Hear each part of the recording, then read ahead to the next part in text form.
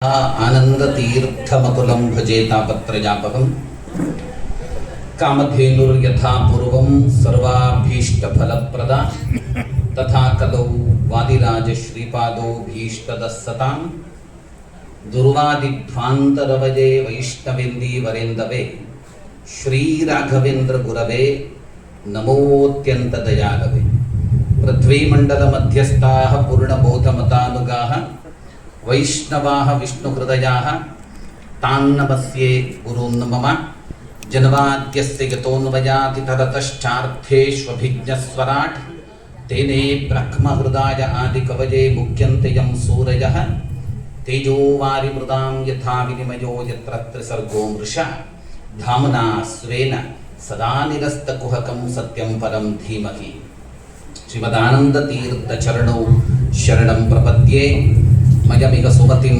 वायुदेवो विदध्यात् वनमाली गदीशारण्यी शंखी चक्री च नंदकी श्रीमान् नारायणो विष्णुर्वासुदेवोऽभिरक्षितु ಶ್ರೀಗುರುಭ್ಯೋ ನಮಃ. ಕ್ಷೇತ್ರ ಸ್ವಾಮಿಗೆ ನಮಿಸ್ತಾ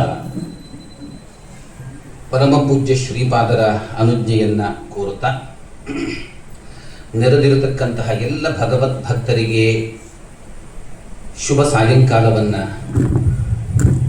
ಕೇಳುತ್ತಾ ಭಾಗವತ ಸತ್ರದ 5ನೇ ದಿವಸ ಮತ್ತೆ ನಾವು ಸೇರಿದ್ದೇವೆ. ನಿನ್ನೆ ದಿವಸ ನೋಡಿತ್ತು ಋಷಭಾವತಾರದ ಬಗ್ಗೆ, ಅವನ ಮಕ್ಕಳಿಗೆ ಅವ ಕೊಡತಕ್ಕಂತಹ ಉಪದೇಶದ ಬಗ್ಗೆ ಬಹಳ ವಿಸ್ತಾರವಾಗಿ ಅದನ್ನು ಭಾಗವತ ಹೇಳಿದ್ರು. ಸಂಕ್ಷಿಪ್ತವಾಗಿ ನಾವು ಅದನ್ನು ಕಂಡಿತ್ತು. ಈ ಋಷಭನ ಮಗನೇ ಭರತ, ಅವನಿಗೆ ಪಂಚಜನಿ ಅನ್ನತಕ್ಕಂತಹ ಒಬ್ಬ ಹೆಣ್ಣು ಮಗಳೊಡನೆ ಅವನ ವಿವಾಹ ಆಗ್ತದೆ. ಸುಮತಿ, ರಾಷ್ಟ್ರಭುತ್, ಸುದರ್ಶನ ಮತ್ತೆ ಧೂಮ್ರಕೇತು, ಆವರಣ ಅನ್ನತಕ್ಕಂತಹ 5 ಮಂದಿ ಮಕ್ಕಳಿದ್ರು.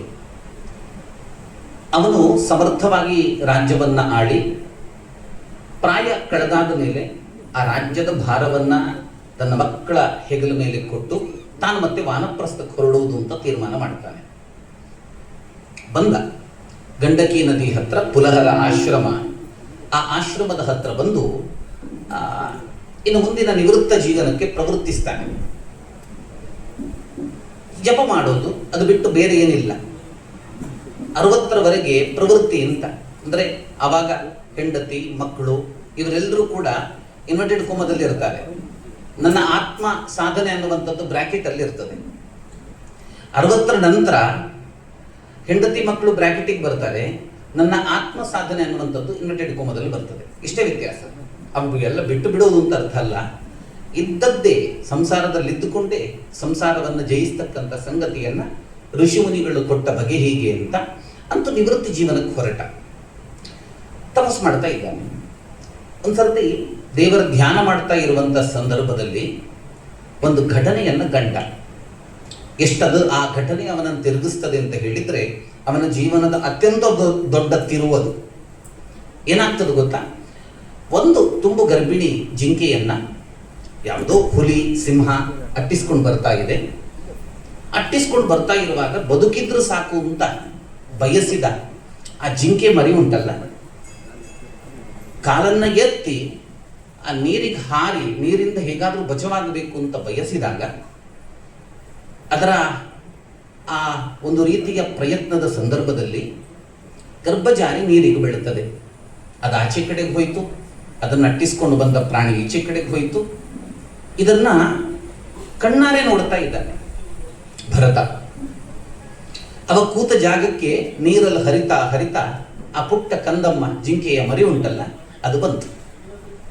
ಬಂದ ಆ ಮರಿಯನ್ನ ಕಂಡ.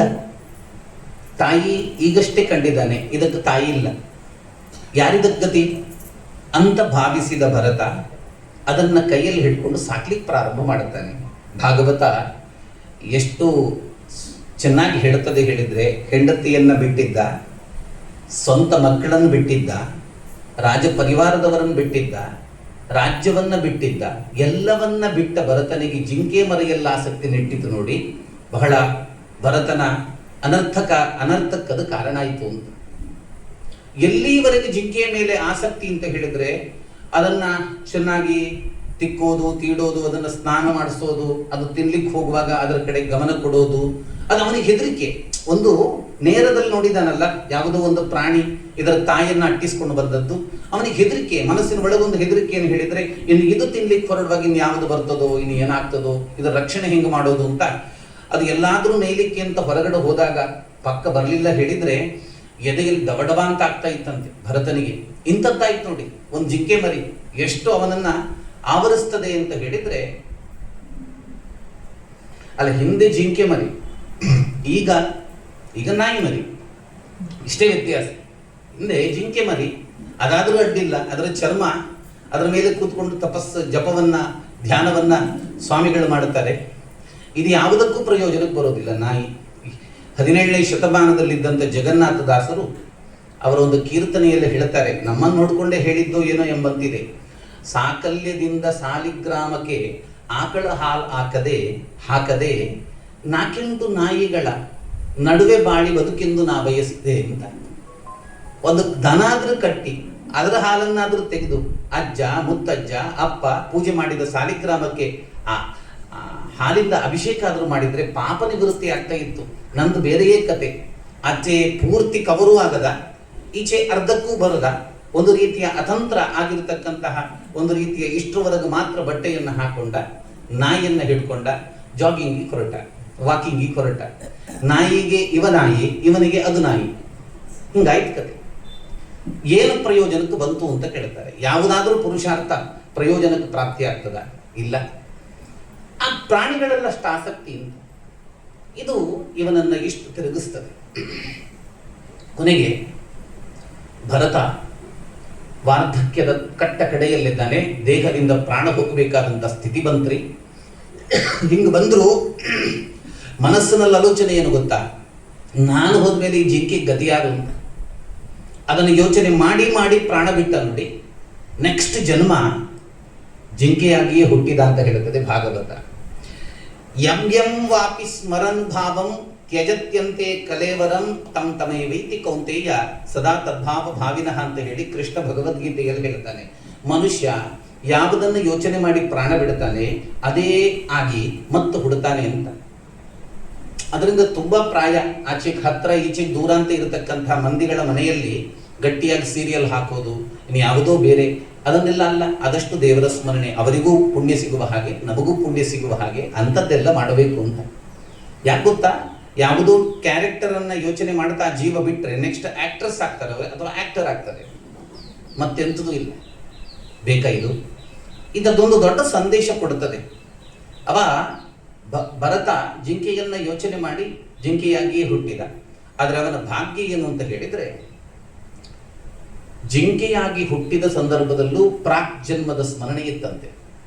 ಅದರಿಂದ ಜಿಂಕೆಯ ಮಧ್ಯದಲ್ಲೂ ಅವ ಬೇರೆಯಾಗಿಯೇ ಇದ್ದ, ಜಿಂಕೆಗಳೊಡನೆ ಸೇರ್ತಾ ಇರಲಿಲ್ಲ.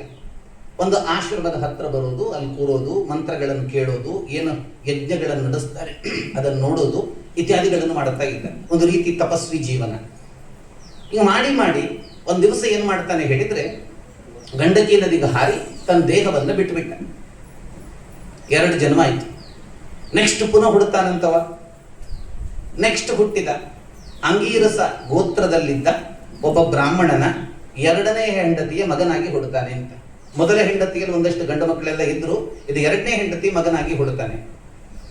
ಮಗನಾಗಿ ಹುಟ್ಟಿದ್ರೆ ಇಲ್ಲೂ ಕೂಡ ಭಾಗ್ಯವನದ್ದು ಏನು ಹೇಳಿದ್ರೆ, ಅವನಿಗೆ ಮೊದಲ ಜನ್ಮದ ನೆನಪೂ ಇತ್ತು, 2ನೇದಾಗಿ ಜಿಂಕೆಯಾದದ್ದು ನೆನಪಿತ್ತು. ಆದ್ರಿಂದ ಈ ಜನ್ಮದಲ್ಲಿ ಯಾರೊಂದಿಗೂ ಅಂಟಿಸ್ಕೊಳ್ಳಿಲ್ಲ, ಯಾರೊಂದಿಗೂ ನಂಟನ್ನ ಅವ ಮುಂದೆ ತರಿಸ್ಲೇ ಇಲ್ಲ ಅಂತ ಗೊತ್ತುಂಟು. ಅಂಟು ನಂಟುಗಳು ಎಷ್ಟು ಅನರ್ಥ ಕಾರಣ ಆಗ್ತದೆ ಅಂತ. ಆದ್ರಿಂದ ಯಾರಲ್ಲೂ ಯಾವ ರೀತಿಯ ಒಂದು ರೀತಿಯ ಸಂಬಂಧವನ್ನು ಕೂಡ ಮನೆಯಲ್ಲಿ ಹೆಂಗಿದ್ದ ಅಂತ ಹೇಳಿದ್ರೆ ಶತಪೆದ್ದನಾಗಿ ಇದ್ದ ಅಂತ. ಭರತ ಶತಪೆದ್ದನಾಗಿ ಇದ್ದ. ಈ ಅಣ್ಣಂದ್ರು ಅಪ್ಪ ಅವನನ್ನು ನೋಡಿ ನೋಡಿ ಸುಸ್ತಾಗಿ ಇವನಿಗೆ ಉಪನಯನ ಮಾಡಿದ್ರೆ ಸರಿಯಾಗ್ಬೋದು, ಸ್ವಲ್ಪ ಮಕ್ಕಳಿಗೆ ಒಂದು ಆಕ್ಟಿವ್ನೆಸ್ ಬರ್ತದೆ ಅಂತ ಹೇಳಿಕೊಂಡು ಉಪನಯನ ಮಾಡುತ್ತಾರೆ. ಅವನ ಹಾಗೆ ಇದ್ದ, ಏನು ವ್ಯತ್ಯಾಸ ಇಲ್ಲ. ಅಪ್ಪನೂ ಒಂದು ದಿವಸ ಬಿಟ್ಟ ದೇಹವನ್ನ. ಚೆನ್ನಾಗಿ ನೋಡ್ಕೊಳ್ಬೇಕಾದಂತಹ ಅಣ್ಣಂದ್ರು ಚೆನ್ನಾಗಿ ನೋಡ್ಕೊಳ್ಳಿಲ್ಲ, ಗದ್ದೆ ಕಾಯ್ಲಿಕ್ಕೆ ಹೇಳ್ತಾರೆ. ಏನೇನೋ ಕೆಲಸ ಮಾಡ್ಲಿಕ್ಕೆ ಹೇಳ್ತಾರೆ. ಅವರ ಹೆಂಡತಿಯರು ಇವನಿಗೆ ಅತ್ತಿಗೆ ಆಗ್ತಕ್ಕಂಥವ್ರು ಅನ್ನ ಯಾವತ್ತಿನಿದ್ದು ಅನ್ನ ಹಾಕಿದ್ರಂತೆ. ಯಾವುದಕ್ಕೂ ಕೂಡ ಪ್ರತಿಸ್ಪಂದನೆ ಇರಲಿಲ್ಲ ರೀ, ಪ್ರತ್ಯುತ್ತರ ಕೊಡ್ತಾ ಇರಲಿಲ್ಲ. ಏನು ಹಾಕ್ತಾರೆ ತಿಂದ, ಬೇಡ ಅಂತ ಕಂಡಿದ್ದು ಬಿಟ್ಟ. ಒಟ್ಟಂದದಲ್ಲಿ ಬದುಕು ಅನ್ನುವಂಥದ್ದು ಹೆಂಗಿತ್ತು ಭರತನದ್ದು ಅಂತ ಹೇಳಿದ್ರೆ, ಯಾವುದಕ್ಕೂ ಅವನದ್ದು ನಿರುತ್ತರವೇ ಉತ್ತರ ಆಗಿತ್ತಂತೆ. ಇಡೀ ಜೀವನದಲ್ಲಿ ಯಾವುದಕ್ಕೂ ಉತ್ತರ ಇಲ್ಲ. ಈ ರೀತಿ ಇದ್ದ. ಒಂದ್ಸರ್ತಿಗೆ ಏನಾಗ್ತದೆ, ಒಬ್ಬ ಕಾಡಿನ ರಾಜ, ಅವನು ತನಗೆ ಸಂತಾನ ಆದ್ರೆ ತಾನೊಂದು ನರಬಲಿ ಕೊಡುತ್ತೇನೆ ಅಂತ ಹರಕೆ ಹೇಳ್ಕೊಂಡ. ಸಂತಾನ ಆಯ್ತು ಕಾಣುತ್ತದೆ, ಬಲಿ ಕೊಡಬೇಕು ಅಂತ ಹೇಳಿ ಒಂದು ಮನುಷ್ಯನನ್ನ ಬಲಿಯ ಪೀಠಕ್ಕೆ ಕಟ್ಟಿ ಹಾಕಿ ರೆಡಿ ಮಾಡಿ ಇಟ್ಟಿದ್ದಾರೆ. ಸಾಯಂಕಾಲದ ಹೊತ್ತು ಎಲ್ಲ ತಯಾರು ಮಾಡಿದ ಮಂದಿಗಳ ಆಚೀಚೆ ಹೋದ ಸಂದರ್ಭದಲ್ಲೂ ಏನು, ಇವನು ನನ್ನನ್ನು ಇದ್ರೆ ಇಲ್ಲಿ ಕೊಲ್ತಾರೆ ಅಂತ ಹೇಳಿ ಬಲಿಗೆ ಇಟ್ಟ ಮನುಷ್ಯ ಪರಾರಿ. ಈಗ ಬಲಿ ಕೊಡ್ಲಿಕ್ಕೆಲ್ಲ ತಯಾರು ಮಾಡಿದ್ದಾರೆ. ಎಲ್ಲ ಕಾಳಿ, ಇದರಲ್ಲಿ ಭದ್ರಕಾಳಿ ಇದ್ದಾಳೆ, ಭದ್ರಕಾಳಿ ಪ್ರೀತಿಗೋಸ್ಕರವಾಗಿ ಬಲಿ ಕೊಡೋದು ಅಂತ ಸಂಕಲ್ಪ ಆಗಿದೆ. ಮನುಷ್ಯ ಇಲ್ಲ, ಯಾರನ್ನು ತರೋದು, ಹುಡುಕೋದು. ಪ್ರಾಣಿಗಳದ್ದು ಬಲಿ ಆದ್ರೂ ಸಮಸ್ಯೆ ಇಲ್ಲ, ಮನುಷ್ಯ ಯಾರು ಮುಂದಕ್ಕೆ ಬರ್ತಾನೆ, ಅದು ಭಾರಿ ಕಷ್ಟ ಆಯ್ತು. ಈಗ ಒಬ್ಬನನ್ನು ಹುಡುಕ್ಬೇಕಲ್ಲ ಅಂತ ಇವರೆಲ್ಲ ತೀರ್ಮಾನ ಮಾಡಿಕೊಂಡು, ಇಲ್ಲದಿದ್ರೆ ರಾಜನಿಂದ ಮತ್ತೆ ನಾವು ದಂಡಿಸ್ಕೊಳ್ಬೇಕಾಗ್ತದೆ ಅಂತ ತೀರ್ಮಾನ ಮಾಡಿದ ಈ ಮಂದಿಗಳೆಲ್ಲ ಏನು ಮಾಡ್ತಾರೆ, ಹುಡುಕ್ತಾ ಹೊರಡ್ತಾರೆ. ಹುಡುಕ್ತಾ ಹೊರಡುವಾಗ ಯೋಗ ನೋಡಿ ಅಲ್ಲಿ ಭರತ ಸಿಗ್ತಾನೆ. ಬಟ್ ಲಟ್ಟ ಇದ್ದಂತೆ ಭರತ, ಒಳ್ಳೆ ಜೀವ, ತುಂಬಾ ಚೆನ್ನಾಗಿದ್ದ. ಯಾವುದೇ ಅಂಗಗಳು ಊನ ಇರಲಿಲ್ಲ. ವಿಕಲಾಂಗತನ, ಬಲಿ ಕೊಡ್ಬೇಕಿದ್ರೆ ಅಂಗ ಊನ ಆಗಿರಬಾರ್ದಲ್ಲ, ವಿಕಲಾಂಗತನ ಇರಲಿಲ್ಲ, ಚೆನ್ನಾಗಿದ್ದ. ಮತ್ತೆ ಬಾ ಅಂತ ಹೇಳಿದ್ರೆ ಬರೋದಿಲ್ಲ ಅಂತ ಹೇಳಲೇ ಇಲ್ಲ, ಆರಾಮದಲ್ಲಿ ಬಂದ. ಇವರಿಗೆ ಭಾರಿ ಖುಷಿ ಆಯ್ತು, ನಮ್ಮ ಕೆಲಸ ಸೀದಾಯ್ತು ಅಂತ ಹೇಳಿಕೊಂಡು ತರ್ತಾರೆ, ಬಲಿಪೀಠಕ್ಕೆ ಕಡ್ತಾರೆ. ಕಪ್ಪು ವಸ್ತ್ರಗಳನ್ನೆಲ್ಲ ಹಾಕ್ತಾರೆ, ಅವನು ಸ್ನಾನ ಮಾಡಿಸಿ ಕಪ್ಪು ವಸ್ತ್ರ, ಮಾಲೆ ಇತ್ಯಾದಿಗಳನ್ನೆಲ್ಲ ಹಾಕಿ ಬಲಿಪೀಠದಲ್ಲಿ ಅವನ ಮಲಗಿಸಿ, ಇನ್ನೇನು ಮತ್ತೆ ಖಡ್ಗದಿಂದ ಅವನ ರುಂಡವನ್ನ ಮುಂಡದಿಂದ ವಿಚ್ಛೇದನೆ ಮಾಡಬೇಕು ಅಂತಾದಾಗ ಭಾಗವತ ಹೇಳುತ್ತದೆ, ಎದುರಲ್ಲಿದ್ದ ಭದ್ರಕಾಳಿ ಮೂರ್ತಿಯಿಂದ ಭದ್ರಕಾಳಿ ಹೊರಗೆ ಬಂದು ತನ್ನ ಆಯುಧದಿಂದ ಅಲ್ಲಿದ್ದ ಎಲ್ಲರನ್ನ ಸರ್ವ ಸಂಹಾರ ಮಾಡಿ ಭರತನನ್ನು ಕಳಿಸಿದ್ದಂತೆ ಭಾಗವತ ಹೇಳುತ್ತದೆ. ಆ ತಾಯಿಯು ಕೂಡ ಭರತನ ಬಲಿಯನ್ನ ಬಯಸ್ತಿಲ್ಲ, ಅಂಥ ಜೀವ ಆಗಿದ್ದ ಭರತ ಅಂತ, ಅಂಥ ಸಾತ್ವಿಕ, ಅಂಥ ಜೀವ ಆಗಿದ್ದ ಭರತ. ಹಿಂಗ ಆಗ್ತಾ ಇತ್ರಿ, ಜೀವನ ನಡೀತಾ ಇತ್ತು. ಗದ್ದೆಯಲ್ಲಿ ಹಕ್ಕಿಗಳನ್ನ ಓಡಿಸುವ ಕೆಲಸಕ್ಕೆ ನಿಯುಕ್ತನಾಗಿದ್ದ. ಅದು ಅವಾಗ ಇದ್ದಾನೆ ಅಂತ ಹಕ್ಕಿಗಳು ಬರ್ತಾ ಇಲ್ಲ, ಅವನೇನು ಓಡಿಸ್ತಾ ಇರಲಿಲ್ಲ ಅಂತ ಆಯ್ತಲ್ಲ. ಹಿಂಗೆ ಕೂತ್ಕೊಂಡಾಗ ಒಂದ್ಸರ್ತಿ ಏನಾಗ್ತದೆ ಹೇಳಿದ್ರೆ, ಅವಾಗಿದ್ದ ದೇಶ ಸಿಂಧು ಸೌವೀರ ದೇಶ. ಸಿಂಧು ಸೌವೀರ ದೇಶ. ಅದರ ರಾಜ ರಹುಗಣನನ್ನ ಹೊತ್ತುಕೊಂಡು ಒಂದು ಮೇನೆ ಅಥವಾ ಪಲ್ಲಕ್ಕಿಯಲ್ಲಿ 4 ಮಂದಿ ಅವನನ್ನು ಹೊತ್ಕೊಂಡು ಬರ್ತಾ ಇದ್ದಾರೆ. ಬಂದಾಗ ಇಲ್ಲಿ ಯಾವುದೋ ಒಬ್ಬ ವ್ಯಕ್ತಿಗೆ ಸಮಸ್ಯೆ ಬಂತು. ಈಗ ಪಲ್ಲಕ್ಕಿ ಹೊರ್ಲಿಕ್ಕೆ ಒಂದು ಜನ ಬೇಕು. ಇವರಿಗೆ ಸಮಸ್ಯೆ ಬಂದ ಜಾಗ ಮತ್ತೆ ಭರತ ಕೂತ್ಕೊಂಡಿದ್ದ ಜಾಗ ಒಂದೇ ಆಗಿತ್ತು. ಒಳ್ಳೆದಿದ್ದಾನೆ, ಗಟ್ಟಿ ಇದ್ದಾನೆ, ನೋಡುವಾಗ ಏನು ಸಮಸ್ಯೆ ಇಲ್ಲ. ಅವನನ್ನ ಮೇನೆ ಹೊರಲಿಕ್ಕೆ ಬಾ ಅಂತ ಕೇಳ್ತಾರೆ. ಬರೋದಿಲ್ಲ ಅಂತ ಹೇಳಿಲ್ಲವ, ಬಂದದ್ದಾಯ್ತು. ಮೇನೆಯನ್ನ ಹೆಗಲಲ್ಲಿ ಇಟ್ಕೊಂಡದ್ದಾಯ್ತು, ನಡಿಲಿಕ್ಕೆ ಶುರು ಮಾಡಿದ್ದಾಯ್ತು. ನಡಿಲಿಕ್ಕೆ ಶುರು ಮಾಡಿದ್ರೆ ಬಾಕಿ 3 ಮಂದಿ ಗೊತ್ತಿದೆ, ಮೇನೆಯ ಒಳಗಿರುವವ ಈ ದೇಶದ ರಾಜ. ಇವನಿಗೆ ಯಾವುದ್ರ ಬಗ್ಗೆಯೂ ಪರಿವೇ ಇಲ್ಲ. ಇವನ ಒಳಗೆ ಭಗವಂತ ಮಾತ್ರ ಇದ್ದದ್ದು. ಆದ್ರಿಂದ ಮೇನೆ ಒಳಗೆ ಯಾರಿದ್ದಾನೆ ಅನ್ನುವಂಥದ್ದು ಅವನಿಗೆ ಅಗತ್ಯವೇ ಇರಲಿಲ್ಲ. ಅದರಿಂದ ಹೆಜ್ಜೆ ಇಡ್ತಾ ಇರುವಾಗ ಸ್ವಲ್ಪ ದೊಡ್ಡ ಹೆಜ್ಜೆ, ಚಿಕ್ಕ ಹೆಜ್ಜೆ ಹಿಂಗೆ ಇಡ್ತಾ ಇದ್ದಂತೆ. ಅಂದ್ರೆ ಇರುವೆಗಳೆಲ್ಲ ಹೋಗ್ತಾ ಇದ್ರೆ ಅದ್ರ ಮೇಲೆ ಕಾಲಿಡಬಾರದು, ಸೂಕ್ಷ್ಮ ಜೀವಿಗಳೆಲ್ಲ ಇದ್ರೆ ಅದ್ರ ಮೇಲೆ ಕಾಲಿಡಬಾರದು ಅಂತ ಜಾಗೃತೆಯಿಂದ ಹೆಜ್ಜೆ ಇಡ್ತಾ ಇದ್ದ. ದೊಡ್ಡ ಹೆಜ್ಜೆ, ಚಿಕ್ಕ ಹೆಜ್ಜೆ. ಯಾರೋ ಒಬ್ಬ 4 ಮಂದಿಯಲ್ಲಿ ಹಿಂಗೆ ಹೆಜ್ಜೆ ಇಟ್ಟರೆ ಪಲ್ಲಕ್ಕಿ ವಾಲದೇ ಇರ್ತದ. ಪಲ್ಲಕ್ಕಿ ವಾಲಿಕ್ಕೆ ಪ್ರಾರಂಭ ಆಯ್ತು. ಒಳಗಿದ್ದದ್ದು ಯಾರು? ಆ ದೇಶದ ಸಾರ್ವಭೌಮ ರಾಜ. ಅವನು ಆಕ್ಷೇಪ ಮಾಡುತ್ತಾನೆ, ಏನ್ರಿ ಹೆಂಗೆಂಗೋ ಹೋಗ್ತಾ ಇದ್ದೀರಲ್ಲ, ಸರಿಯಾಗಿ ಹೆಜ್ಜೆ ಇಡಿ ಅಂತ. ಇವರೆಲ್ಲ ಹೇಳ್ತಾರೆ, ಸ್ವಾಮಿ ನಮಗೆ ಈ ಕೆಲಸದಲ್ಲ ಅಭ್ಯಾಸ ಇಲ್ವಾ, ನಮಗೆ ಗೊತ್ತಿಲ್ವಾ ನಿಮ್ಮನ್ನ ಹೊತ್ಕೊಂಡು ಹೋಗ್ತಾ ಇದ್ದೇವೆ ಅಂತ. ಯಾರೋ ಒಬ್ಬ ಹೊಸಬ ಬಂದಿದ್ದಾನೆ, ಹೊಸಬ ಬಂದ ಹಿನ್ನೆಲೆಯಲ್ಲಿ ಇಂಥದ್ದಾಗ್ತಾ ಇದೆ ಕೆಲಸ. ಆದ್ರಿಂದ ನಮ್ಮದು ಸಮಸ್ಯೆ ಇಲ್ಲ, ಸಮಸ್ಯೆ ಹೊಸಬನದ್ದು ಅಂತ. ಸರಿಯಾಗಿ ನಡಿ ಅಂತ ಬೈದ ರಹುಗಣ. ಸ್ವಲ್ಪ ದೂರ ಹೋಗ್ತಾ ಉಂಟು. ಭರತನದ್ದೇನು ಸರಿಯಾಗ್ತಕ್ಕಂಥ ಮನಸ್ಥಿತಿ ಅಲ್ಲ. ಪುನಃ ಹಾಗೆ ಕಂಟಿನ್ಯೂ ಹಾಗೆ ಆಗ್ತಾ ಇದೆ. ಹಿಂಗಾದಾಗ ಮತ್ತು ವಾಲಿಕ್ ಶುರು ಮಾಡಿದ್ದೆ, ಬೀಳ್ಲಿಕ್ಕಾದ. ಈಗ ಮಾತ್ರ ಸಿಟ್ಟು ಬಂತು, ಏನೋ ಹೇಳಿದ್ ಕೇಳ್ತಾ ಇಲ್ಲ, ಏನ್ ಬಾರಿ ಮತ್ತು ವಾಲಿಕ್ ಶುರುವಾಗಿದೆ ಮೇನೆ, ಯಾಕೆ ಹಿಂಗೆ ಮಾಡ್ತಾ ಇದ್ದೀರಿ, ನನ್ನ ಮಾತನ್ನು ಕೇಳದಷ್ಟು ಧಾರಿಷ್ಟ್ಯವು ಕೊಬ್ಬು ಏನ್ ಕತೆ ಅಂತ ಕೇಳಿ ಮತ್ತು ಪುನಃ ಯಥಾಪ್ರಕಾರ ಅವರು ಹೇಳುತ್ತಾರೆ, ಇವನದ್ದು ಸ್ವಾಮಿ ನೋಡಿ ನಾವು ಹೆಂಗ್ ಹೆಜ್ಜೆ ಆಗ್ತಾ ಇದ್ದೇವೆ ಇವ ಅಂತ. ಅವನನ್ನು ನೋಡಿ ರಹುಗಣ ಕುಹಕದ ಮಾತನ್ನ ಹೇಳಲಿಕ್ಕೆ ಪ್ರಾರಂಭ ಮಾಡುತ್ತಾನೆ. ಓ ಪಾಪ, ನೀನು ಒಬ್ಬನೇ ಹೊತ್ಕೊಂಡಿದ್ದಿ ಅಲ್ಲಿಂದ ಇಲ್ಲಿವರೆಗೆ ಅಲ್ವಾ, ದೇಹದಲ್ಲೂ ನೋಡಿದ್ರೆ ಬರೀ ಸಪೂರ, ಏನು ತ್ರಾಣ ಇಲ್ಲ ಅಲ್ವಾ, ಒಳಗೆ ರಾಜ ಕೂತ್ಕೊಂಡಿದ್ದಾನೆ ಅನ್ನುವಂತಹ ಮನಸ್ಥಿತಿಯು ನಿನ್ನದಲ್ಲ ಅಲ್ವಾ, ಸರಿಯಾಗಿ ನಡೀತೀಯೋ ಇಲ್ಲವೋ, ಏನು ಮರಣದಂಡನೆ ಶಿಕ್ಷೆ ಕೊಡಿಸ್ಬೇಕಾ, ಏನು ಕಥೆ ಅಂತ ಹೇಳಿದ ರಹುಗಣ. ಎಷ್ಟು ಮಾತನಾಡಿದ್ ನೋಡಿ. ಇಡೀ ಭಾಗವತದಲ್ಲಿ ಆ ಭರತ ಅವನ 3ನೇ ಜನ್ಮದ ಜೀವನದ ಘಟ್ಟದಲ್ಲಿ ಮಾತನಾಡಿದ್ದಕ್ಕೆ ಪುರಾವೆಯೇ ಕೊಡೋದಿಲ್ಲದೆ ಇಡೀ ಭಾಗವತ ಭರತ ಫಸ್ಟ್ ಮಾತನಾಡಿದ್ದಿಲ್ಲಿ. ಅವನು ಮಾತನಾಡಿದ್ದವನ ಮನೆಯವರು ಕೇಳಿದಾರೋ ಇಲ್ಲವೋ ಗೊತ್ತಿಲ್ಲ, ಆದ್ರೆ ಫಸ್ಟ್ ಅವನ ಮಾತನ್ನು ಕೇಳಿದ್ದು ಯಾರು ಹೇಳಿದರೆ ರಹುಗಣ ರಾಜ. ಅವನ ಭಾಗ್ಯ ದೊಡ್ಡದು. ಆಕ್ಚುಲಿ ಮಾತನಾಡ್ತಾನೆ ಅಮೃತ ಉಪದೇಶ. ಅವನು ಕೇಳ್ತಾನೆ, ಓ ರಾಜ, ನೀನು ಹೇಳ್ತಾ ಇದ್ದೀಯಲ್ಲ ನಾನು ಸರಿಯಾಗಿ ನಡೀತಾ ಇಲ್ಲ ಅಂತ, ಸರಿಯಾಗಿ ಹೊತ್ಕೊಂಡು ನಡಿ, ನಾನು ರಾಜ ಅಂತ ಹೇಳ್ತಾ ಇದ್ದೀಯಲ್ಲ ರಾಜ, ನಿನ್ನನ್ನು ಯಾರು ಹೊತ್ಕೊಂಡಿದ್ದಾನೆ ಅವನಿಗೆ ಈ ಮಾತು ಹೇಳು, ನನಗೆ ಹೇಳಬೇಡ ಅಂತ ಹೇಳ್ತಾನೆ. ನೀನಲ್ವ ಹೊತ್ಕೊಂಡದ್ದು, ಯಾರು ಹೇಳಿದ್ ನಾನು ಹೊತ್ಕೊಂಡದ್ದು ಅಂತ, ನಾನೆಲ್ಲಿ ಹೊತ್ಕೊಂಡಿದ್ದೇನೋ. ಇವನಿಗೆ ಆಶ್ಚರ್ಯ ಆಗ್ತಾ ಉಂಟ್ರಿ, ಒಗಟಿನ ರೂಪದಲ್ಲಿ ಮಾತನಾಡ್ತಾ ಇದ್ದಾನೆ ಭರತ. ಅವ ಕೇಳ್ತಾನೆ, ನೀನಲ್ವ ಹೊತ್ಕೊಂಡದ್ದು, ನಾನಿಲ್ಲ. ಮತ್ತೆ ನೋಡು, ಭೂಮಿ ಉಂಟು, ಭೂಮಿ ಮೇಲೆ ಕಾಲುಂಟು, ಕಾಲ ಮೇಲೆ ಮೊಣಕಾಲು ಬಂತು, ಮೊಣಕಾಲಿನ ಮೇಲೆ ಮೊಳಗಂಟು ಬಂತು, ಮೊಣಗಂಟಿನ ಮೇಲೆ ಸೊಂಟ ಬಂತು, ಸೊಂಟದ ಮೇಲೆ ಹೊಟ್ಟೆ ಬಂತು, ಹೊಟ್ಟೆ ಮೇಲೆ ಹೃದಯ ಬಂತು, ಹೃದಯದ ಆಚೀಚೆ ಭುಜ ಬಂತು, ಭುಜದ ಮೇಲೆ ಮೇನೆ ಬಂತು, ನಿಂದು ಏನು ಮಾತಿದ್ರು ಅದಕ್ಕೆ ಹೇಳು, ನನಗೆ ಹೇಳ್ಬೇಡ ಹೇಳ್ತಾನೆ. ಏನು ಇದೇನು ಕತೆ, ಭುಜ ಯಾರದ್ದು, ನಿಂದ ಹೌದಲ್ವಾ, ಭುಜ ನಿಂದ ಹೌದಲ್ವಾ, ಮತ್ತು ನಿನಗೆ ಹೇಳಿದೀನಿ ಯಾರಿಗೆ ಹೇಳಲಿ.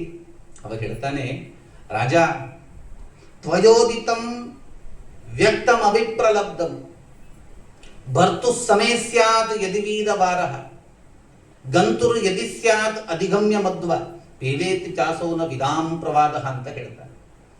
ನೀನು ಹೇಳಿದೀಯಲ್ಲ, ನಾನು ಒಪ್ಕೊಳ್ತೇನೆ, ನೀನು ಹೇಳಿದ್ದನ್ನು ಒಪ್ಕೊಳ್ತೇನೆ, ಆದ್ರೆ ನಿನಗೊಂದು ಗೊತ್ತಿರಲಿ, ಚೆನ್ನಾಗಿ ನಡಿ ಅಂತ ಹೇಳಿದಲ್ಲಿ ಅಲ್ಲ, ಚೆನ್ನಾಗಿ ನಡಿ, ಗುರಿ ಮುಟ್ಟಬೇಕು. ಆಕ್ಚುಲಿ ರಹುಗಣ ಕಪಿಲ ಮಹರ್ಷಿಯ ದರ್ಶನಕ್ಕೆ ಅಂತ ಹೋಗ್ತಾ ಇದ್ದ, ಅಲ್ಲೊಂದು ಸೆಮಿನಾರ್ ಆಗ್ತಾ ಇತ್ತಂದ್ರೆ ಅದಕ್ಕೆ ಅಟೆಂಡ್ ಆಗಬೇಕು ಅಂತ ಹೋಗ್ತಾ ಇದ್ದ.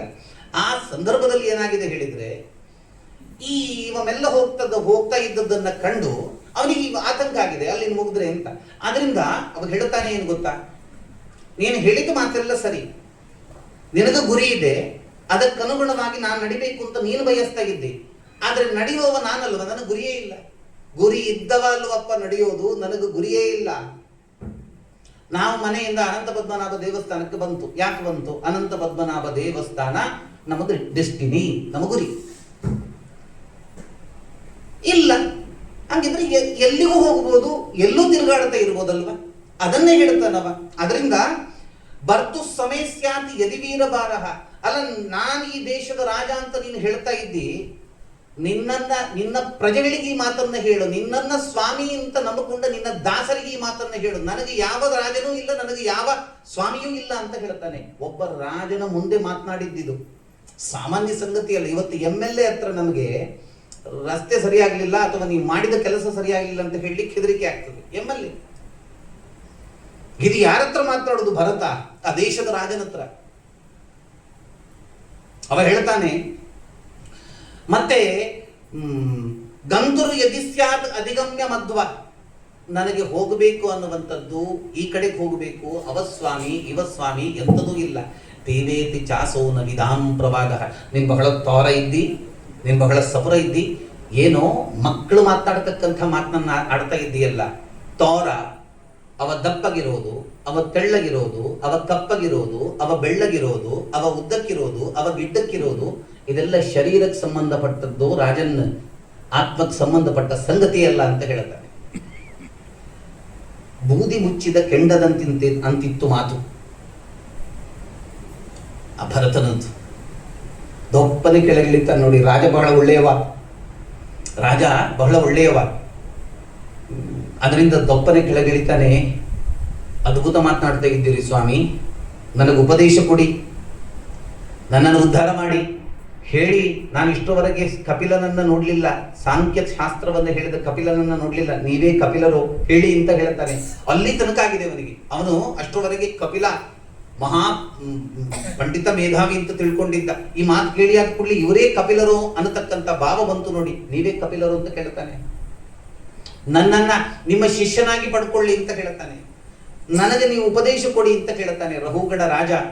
ಏನು ಹೇಳುತ್ತಾನೆ ಗೊತ್ತಾ ಭರತ? ಇದು ಬಹಳ ನತಸ್ಯ ತತ್ವಗ್ರಹಣಾಯ ಸಾಕ್ಷಾತ್ ವರೀಯಸೀರಪಿ ವಾಚ್ಯ ಸಮಾಸನ್ ಸ್ವಪ್ನೆ ನಿರುಕ್ತ್ಯ ಗ್ರಹಮೇಧಿ ಸೌಖ್ಯಂ ನಯಸ್ಯ ಹೇಯಾನುಮಿತಂ ಸ್ವಯಂ. ಏನೋ ನಿನಗೆ ಉಪದೇಶ ಕೊಡೋದು, ನೀನೇನ್ ನನ್ನ ಶಿಷ್ಯ, ನಿನಗೆ ನನ್ನ ಶಿಷ್ಯನಾಗ್ತಕ್ಕಂಥ ಯೋಗ್ಯತೆಯೇ ಇಲ್ಲ. ಯಾಕೆ? ಸಂಸಾರದಲ್ಲಿ ಕಾಣತಕ್ಕಂತಹ ಸರ್ವ ಪದಾರ್ಥಗಳು ಕೂಡ ಸ್ವಪ್ನ ತುಲ್ಯ, ಅದು ಸತ್ಯ ಅಲ್ಲ ಅನ್ನುವಂತಹ ಭಾವ ಯಾವ ಮಂದಿಗೆ ಬರಲಿಲ್ಲ.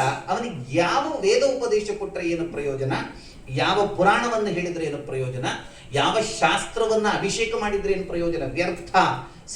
ನೀನು ಸಂಸಾರದ ಮಧ್ಯದಲ್ಲೇ ಇದ್ದಿ, ನಾನ್ ರಾಜ ಅಂತ ಹೇಳ್ತಾ ಇದ್ದಿ. ಯಾವ ರಾಜ ನೀನು? ಯಾವ ರಾಜ ನೀನು?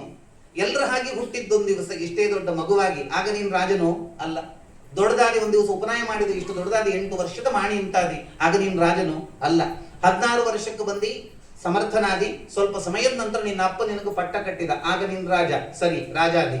ಮರು ದಿವಸ ನಿನ್ನ ನೆರೆ ರಾಜ್ಯದ ರಾಜ ಬಂದು ನಿನ್ನನ್ನು ಆಕ್ರಮಿಸ್ತಾ ನಿನ್ನ ರಾಜ್ಯವನ್ನ, ನಿನ್ನ ಸಿಂಹಾಸನವನ್ನ ಕಸಿತ ಅದರ ಮೇಲೆ ಅವ ಕೂರ್ತಾನೆ. ಯಾವ ದೇಶದ ರಾಜ ನೀನು ಹೇಳೋ? ಕೂರ್ದಿ ಸಿಂಹಾಸನದ ಮೇಲೆ ಕೂತಿದ್ದಿ, ಒಂದ್ ದಿವಸ ನಿನ್ನ ಅರಮನೆ ನಿನ್ನ ತಲೆ ಮೇಲೆ ಬಿತ್ತು. ಯಾವ ದೇಶದ ರಾಜ ನೀನು? ಕೂತ್ಕೊಂಡ ಅಡಿಯಲ್ಲಿ ಭೂಮಿ ಬಿರದ, ಮತ್ತೆ 2 ವಿಭಾಗ ಆಗಿ ಭೂಮಿ ಒಳಗೆ ಬೀಳ್ತಕ್ಕಂಥ ಪರಿಸ್ಥಿತಿ ನನಗೆ ಬಂತು ಅಂತ ತಿಳ್ಕೊ. ಯಾವ ದೇಶದ ರಾಜ ನೀನು? ಇವರಿಗೆಲ್ಲ ಆಜ್ಞೆ ಕೊಡಬೇಕು, ಇವರನ್ನೆಲ್ಲ ಪರಿಪಾಲನೆ ಮಾಡಬೇಕು, ರಾಷ್ಟ್ರದಲ್ಲಿ ಒಂದು ನಿಯಮವನ್ನ ತರಬೇಕು ಅನ್ನತಕ್ಕಂಥದ್ದನ್ನ ಹೇಳ್ತಾ ಇದೆಯಲ್ಲ, ಇದು ಆವೇಶ ಅಲ್ವಾ? ನಿಜವಾಗಿ ನೀನೊಬ್ಬ ರಾಜ ಹೌದಾಗಿದ್ರೆ ಈ 4 ಮಂದಿಯನ್ನ ಹೊರಿಸೋದು, ಅದರ ಮೇಲೆ ನೀನು ಕೂರೋದು ಮಾಡ್ತೀಯ. ಇದು ಪ್ರಜೆಗಳಿಗೆ ಹಿಂಸೆ ಅಲ್ವಾ ಅನ್ನತಕ್ಕಂಥ ಮಾತನ್ನ ರಾಜನಿಗೆ ಡೈರೆಕ್ಟ್ ಹೇಳ್ತಾನೆ. ಏನ್ ರಾಜ ನೀನು? ಯಾವ ರಾಜ? ರಾಜನ್ನ ಕೇಳೋ, ನಿನ್ನನ್ನ ಮತ್ತೆ ಈ ನಿನ್ನ ಪಲ್ಲಕ್ಕಿಯನ್ನ ಎರಡನ್ನ ಒಟ್ಟು ಮಾಡಿ ಸುಟ್ರೆ ಇದು ರಾಜನ ಬೂದಿ, ಇದು ಪಲ್ಲಕ್ಕಿಯ ಬೂದಿ ಅಂತ ಗುರುತಿಸ್ಲಿಕ್ಕೆ ಆಗೋದಿಲ್ಲ. ನೀನು ಹೇಳ್ತಾ ಇದ್ದಿ ನಾನು ರಾಜ ಅಂತ. ಏನಯ್ಯ, ಒಬ್ಬ ಪಂಡಿತ ಹೇಳ್ತಕ್ಕಂಥ ಮಾತು ಇದು. ಎಂಥ ಮಾತಲ್ವಾ? ಏನ್ ಅಂತರಂಗ ತರಿಸ್ತಕ್ಕಂಥ ಮಾತ್ರಿ. ಅವನು ಹೇಳ್ತಾನೆ, ಈ ಆವೇಶ ಬಿಟ್ಟು ಬಿಡು ಅಂತ. ಈ ಆವೇಶ ಬಿಟ್ಟು ಬಿಡು.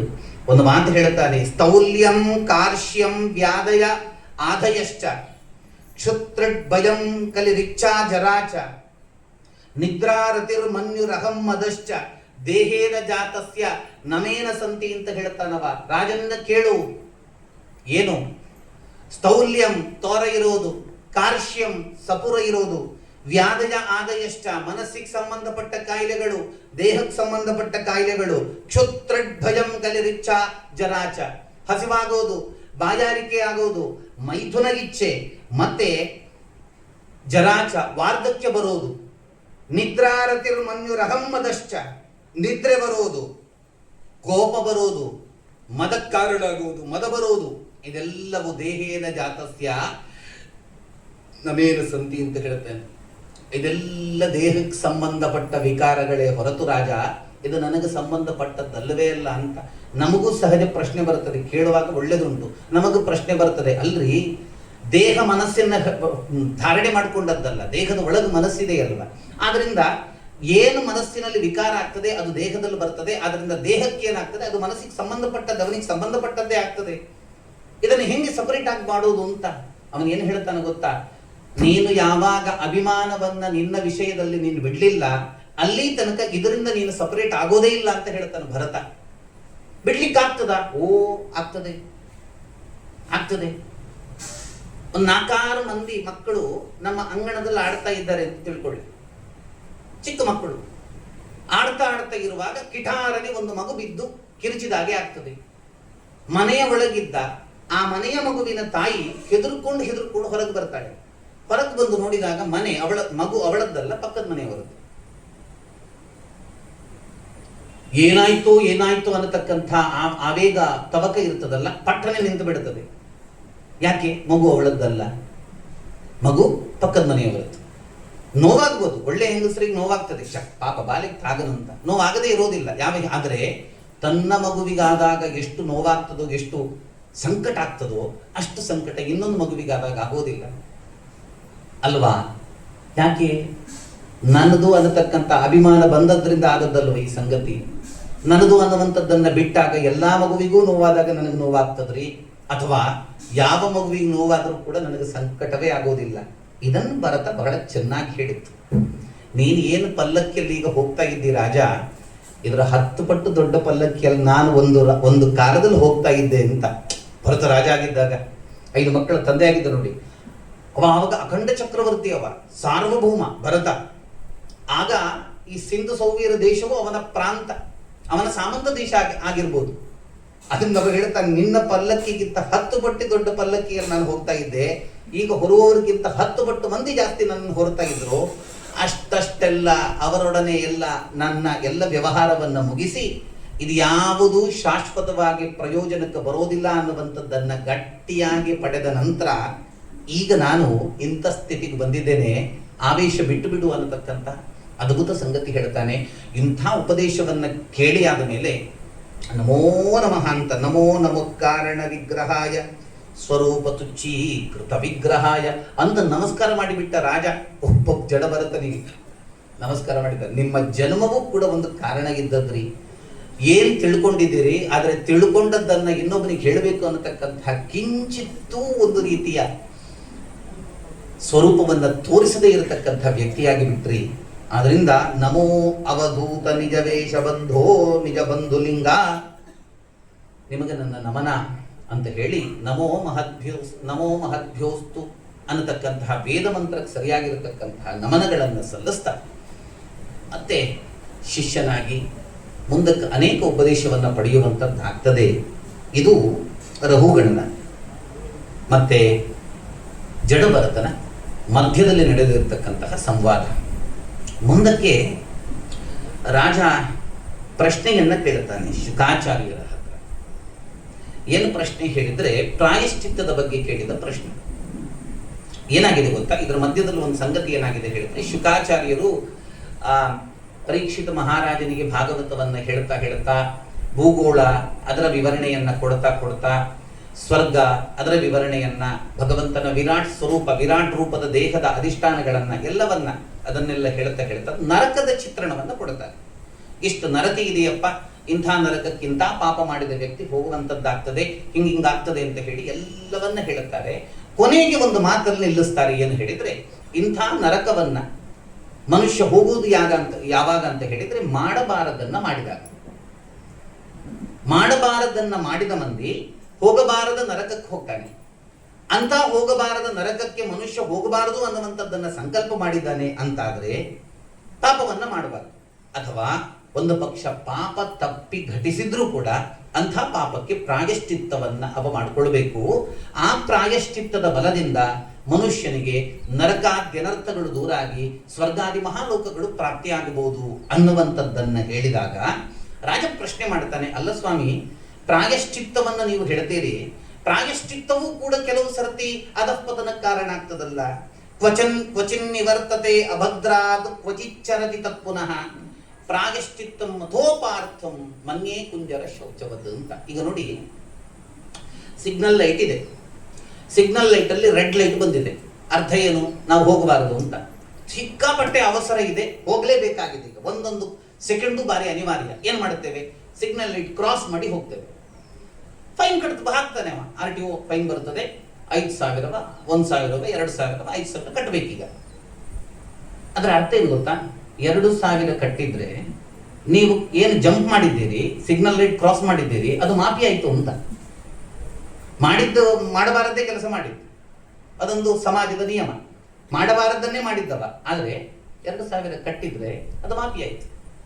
ಹಾಗೆ ಪ್ರಾಯಶ್ಚಿತ್ತವೂ ಆಗ್ತದಲ್ಲ ಅಂತ ಪರೀಕ್ಷಿತನ ಪ್ರಶ್ನೆ. ಈಗ ಏನೋ ಒಂದು ತಿನ್ನಬಾರದನ್ನು ತಿಂದ, ಅದಕ್ಕೊಂದು ಪ್ರಾಯಶ್ಚಿತ್ತ ಮಾಡಬೇಕು. ಏನೋ ಒಂದನ್ನ, ಯಾರದ್ದೋ ಹಣವನ್ನ, ಯಾರದ್ದೋ ಸ್ವಾಮ್ಯದ ವಸ್ತುವನ್ನ ಕದ್ದುಕೊಂಡ, ಅದಕ್ಕೊಂದು ಪ್ರಾಯಶ್ಚಿತ್ತ ಮಾಡಬೇಕು. ಪ್ರಾಯಶ್ಚಿತ್ತ ಏನ್ ಮಾಡ್ಬೇಕಪ್ಪ?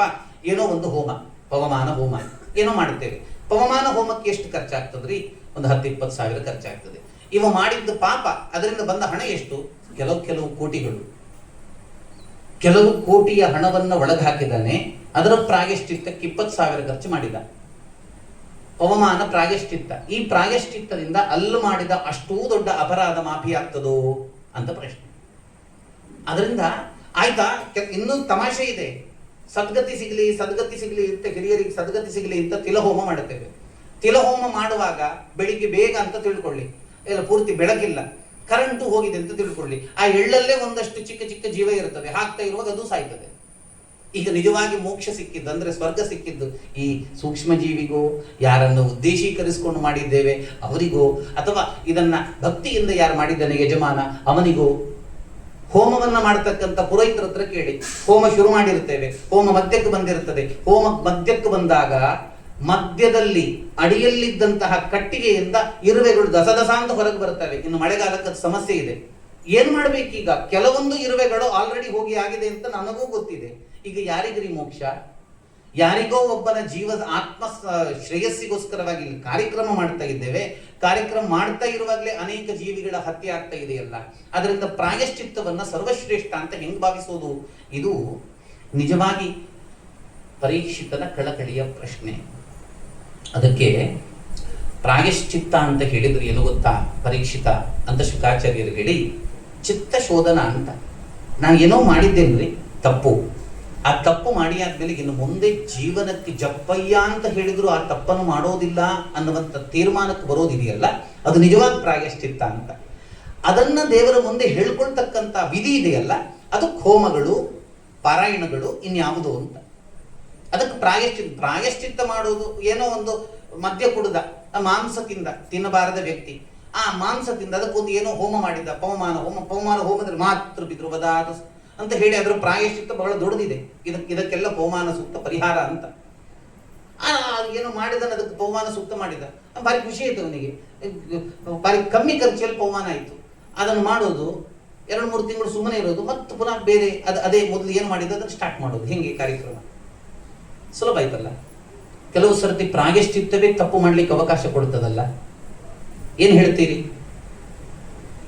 ಇದಕ್ಕೆ ಅಂತ ಬಂದಾಗ ಶುಕಾಚಾರ್ಯರು ಹೇಳ್ತಾರೆ, ಪ್ರಾಯಶ್ಚಿತ್ತಾನಿ ಚೀರ್ಣಾನಿ ನಾರಾಯಣ ಪರಾನ್ಮುಖೈ ನವೈ ಪುನಂತಿ ರಾಜೇಂದ್ರ ಸುರಾ ಕುಂಭಮಿಮಾಪಗ.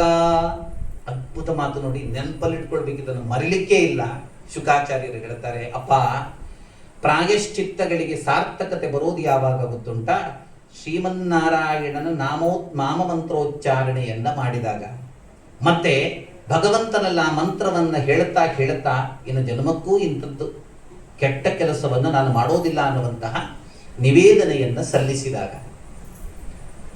ನಾರಾಯಣನ ಕಡೆಗೆ ವಾಲದ ಯಾವ ಪ್ರಾಯಶ್ಚಿತ್ತವೂ ಕೂಡ ಅದು ಆ ವ್ಯಕ್ತಿಯನ್ನ ಪವಿತ್ರೀಕರಿಸೋದಿಲ್ಲ. ನವೈ ಪುನಂತಿ, ಅವ ಪವಿತ್ರ ಆಗ್ಲಿಕ್ಕೆ ಸಾಧ್ಯವೇ ಇಲ್ಲ ಅಂತ ಹೇಳ್ತಾರೆ ಶುಕಾಚಾರ್ಯರು. ಹೆಂಗೆ? ಅದಕ್ಕೊಂದು ದೃಷ್ಟಾಂತ ಕೊಡ್ತಾರೆ. ಸುರಾ ಕುಂಭಮಿಮಾಪಗ. ಒಂದು ಒಳ್ಳೆ ಬಂಗಾರದ ಕಲಶ ಪಾತ್ರೆ, ಅದಕ್ಕೊಂದು ಮುಚ್ಚಳ ಇದೆ. ಆ ಪಾತ್ರೆ ಬಂಗಾರದ ಕಲಶದ ಒಳಗೆ ಪೂರ್ತಿ ಮದ್ಯ ಹಾಕಿದ್ದಾನೆ. ಮದ್ಯ ಹಾಕಿ ಅದಕ್ಕೆ ಮುಚ್ಚಳ ಮುಚ್ಚಿದ್ದಾನೆ. ಮುಚ್ಚಳ ಮುಚ್ಚಿದ ಆ ಬಂಗಾರದ ಕಲಶವನ್ನ 1000 ಸರ್ತಿ ಗಂಗಾ ನೀರಿನಲ್ಲಿ ನೀವು ಹಿಂಗ ಮುಳುಗಿಸಿ ತೆಗೆದ್ರು ಕೂಡ ಕಲಶ ಪವಿತ್ರ ಹೆಂಗಾಗೋದಿಲ್ವೋ ಹಾಗೆ ಮನುಷ್ಯ ನಾರಾಯಣ ಸ್ಮರಣೆ ಮಾಡದೆ ಪವಿತ್ರ ಆಗ್ಲಿಕ್ಕೆ ಸಾಧ್ಯವೇ ಇಲ್ಲ. ಒಂದು ಕತೆ ಹೇಳ್ತೇನೆ ಕೇಳು ಅಂತ ಹೇಳ್ತಾರೆ. ಅಜಾಮಿಳನ ಕತೆ.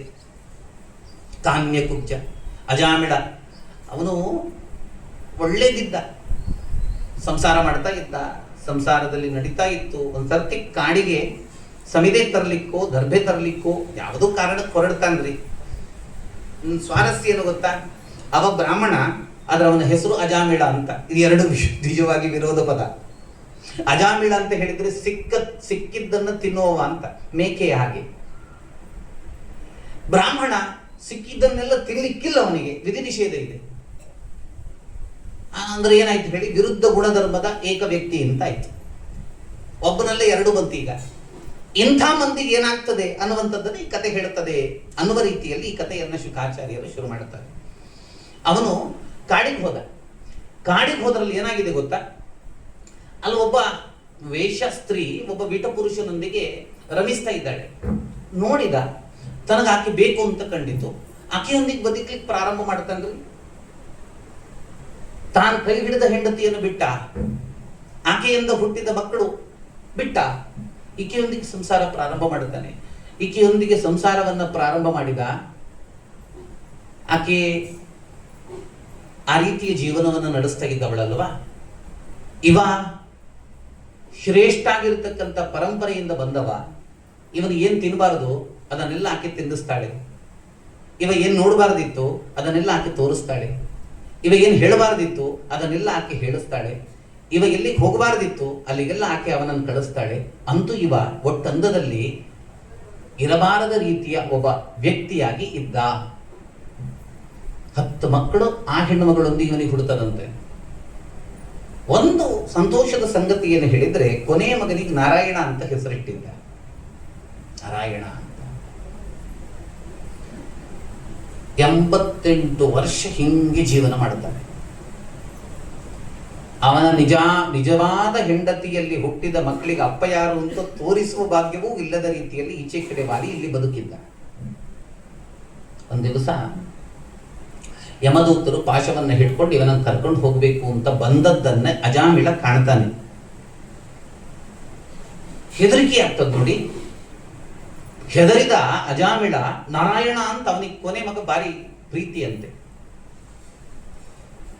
ಅಪ್ಪನಿಗೆ ಕೊನೆ ಮಗ, ಅಮ್ಮನಿಗೆ ಮೊದಲು ಮಗ ಇಷ್ಟ ಆಗೋದು ಅಂತ ಒಂದು ಇದೆ ಅಲ್ಲ. ಈಗ ಇರೋದೇ ಇಬ್ರು.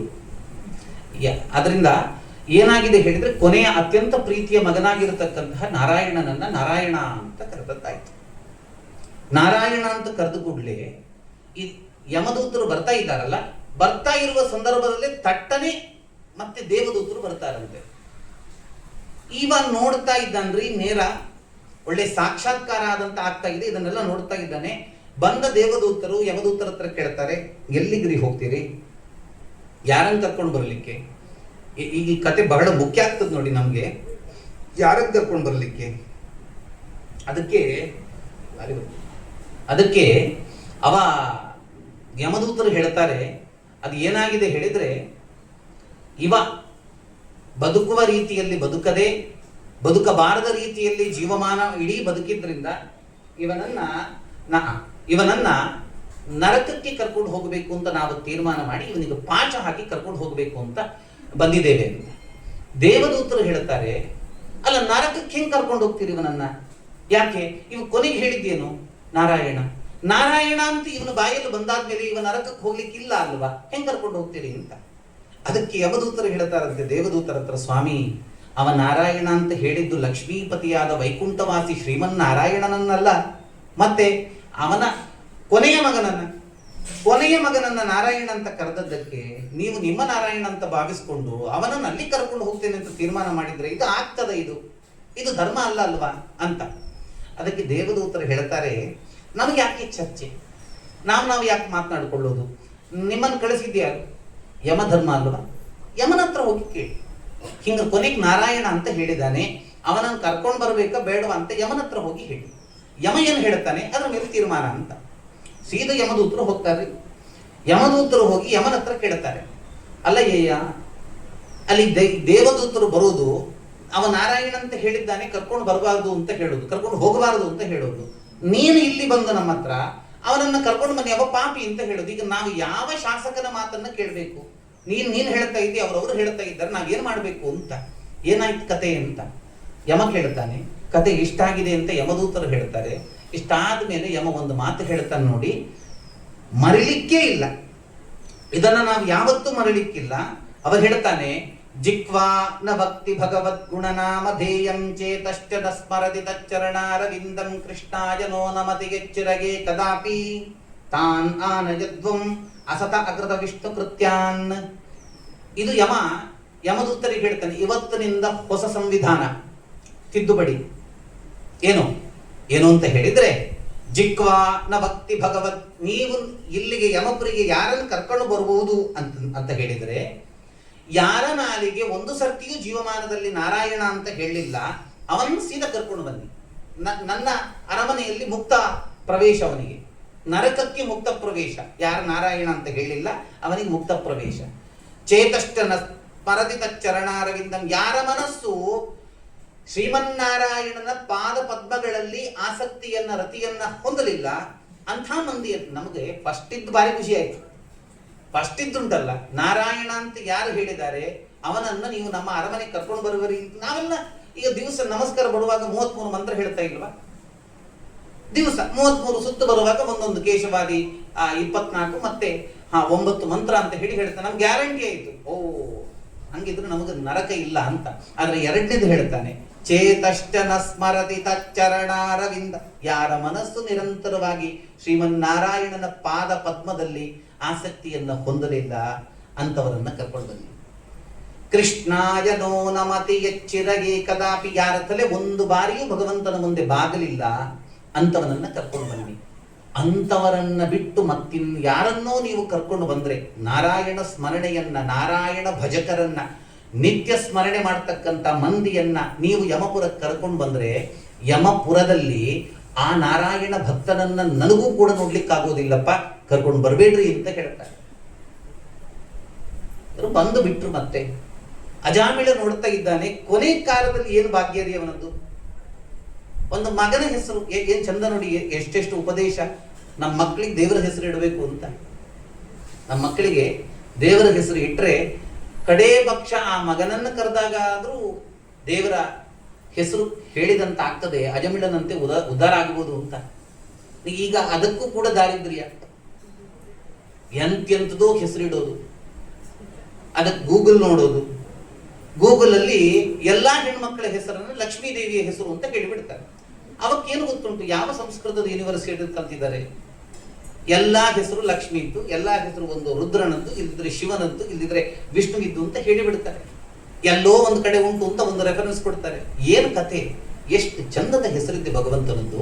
ಆ ಹೆಸರು ಇಟ್ಟಾಗ ನೋಡಿ, ಮಕ್ಕಳು ನಾಳೆ ಶ್ರೀಮಂತರಾಗ್ತಾರೋ ಬಡವರಾಗ್ತಾರೋ ಗೊತ್ತಿಲ್ಲ, ಹೆಸರಲ್ಲಾದ್ರೂ ಶ್ರೀಮಂತಿಕೆ ಇರಬೇಕು. ನಾಳೆ ಒಂದ್ ದಿವಸ ಅವ ದೊಡ್ಡದಾದ್ಮೇಲೆ ಅವ ನಿಮ್ಮ ಹತ್ರ ಕೇಳ್ತಾನೆ, ಅಪ್ಪ ನನ್ನ ಹೆಸರಿನ ಅರ್ಥ ಏನು? ನಾವು ಹೇಳಬೇಕು, ನಿನಗಿಂಥ ಮಹಾ ಕ್ಯಾರೆಕ್ಟರ್ ಅಪ್ಪ ಒಬ್ಬ ಇದ್ದ, ಅಂತ ಹೆಸರು ನಿನಗೆ ಇಟ್ಟಿದ್ದೇನೆ ಅಂತ. ಅದನ್ನು ಕೇಳಿದಾಗ ಅವನ ಮನಸ್ಸಿನಲ್ಲಿ ಒಂದು ಮೂಲೆಯಲ್ಲಿ ನಾನು ಅದರಂತೆ ಆಗಬೇಕು ಅನ್ನತಕ್ಕಂಥ ಆಸೆ ಹುಟ್ಟಿದ್ರೆ ನೀವು ಇಟ್ಟ ಹೆಸರು ಸಾರ್ಥಕ ಅಲ್ವಾ? ಅದಕ್ಕಿಂತ ಹೆಚ್ಚಿನ ಏನು ಬೇಕು? ಏನು ಬೇಕ್ರಿ? ಎಲ್ಲ ಬಿಟ್ಟು ಬಿಡುವ. ಹೆಸರಲ್ಲಿ ಏನಿದೆ? ಚಂದದ ಹೆಸರನ್ನು ಇಡುವಂಥದ್ದು ಮಾಡಬೇಕು ಅಂತ. ಏನಾಯ್ತು, ಬರೀ ನಾಮವನ್ನ ಹೇಳಿದ್ರಿಂದ ಮೋಕ್ಷ ಅನ್ನುವಂಥದ್ದು ಅರ್ಥ ಅಲ್ಲ ಈ ಕಥೆದ್ದು. ಅವರೇ ಮುಂದಕ್ಕೆ ಹೇಳ್ತಾರೆ, ಸಾಂಕೇತ್ಯಂ ಪಾರಿಹಾಸ್ಯಂ ವಾ ಸ್ತೋಭಂ ಹೇಳನಮೇವ ವಾ ವೈಕುಂಠ ನಾಮಗ್ರಹಣಂ ಅಶೇಷ ಅಗಹರಂ ವಿದುಹು. ನಾಮದ ಮಹತ್ವವನ್ನ ಸಾರ್ಲಿಕ್ಕೆ ಹೇಳಿದ ಕಥೆ ಇದಾದ್ರಿಂದ ಅವ್ರು ಏನು ಹೇಳ್ತಾರೆ ಗೊತ್ತಾ? ಸಾಂಕೇತ್ಯಂ, ಸಂಕೇತಿಸ್ಲಿಕ್ಕೋಸ್ಕರವಾಗಿ ಆದ್ರು ತಪ್ಪಿ ಭಗವಂತನ ಹೆಸರು ಹೇಳಿದ್ರು ಅದು ನಿಮ್ಮ ಪುಣ್ಯದ ಅಕೌಂಟ್ ಅಲ್ಲಿ ಜಮೆ ಆಗ್ತದೆ ಅಂತ. ಈಗ ಇಲ್ಲಿ ಯಾರೋ ಬಂದು ಕೇಳಿದ್ರು, ಹೋಳಿಗೆ ದೇವಸ್ಥಾನ ಅಂತ ಕೇಳಿದ್ರು.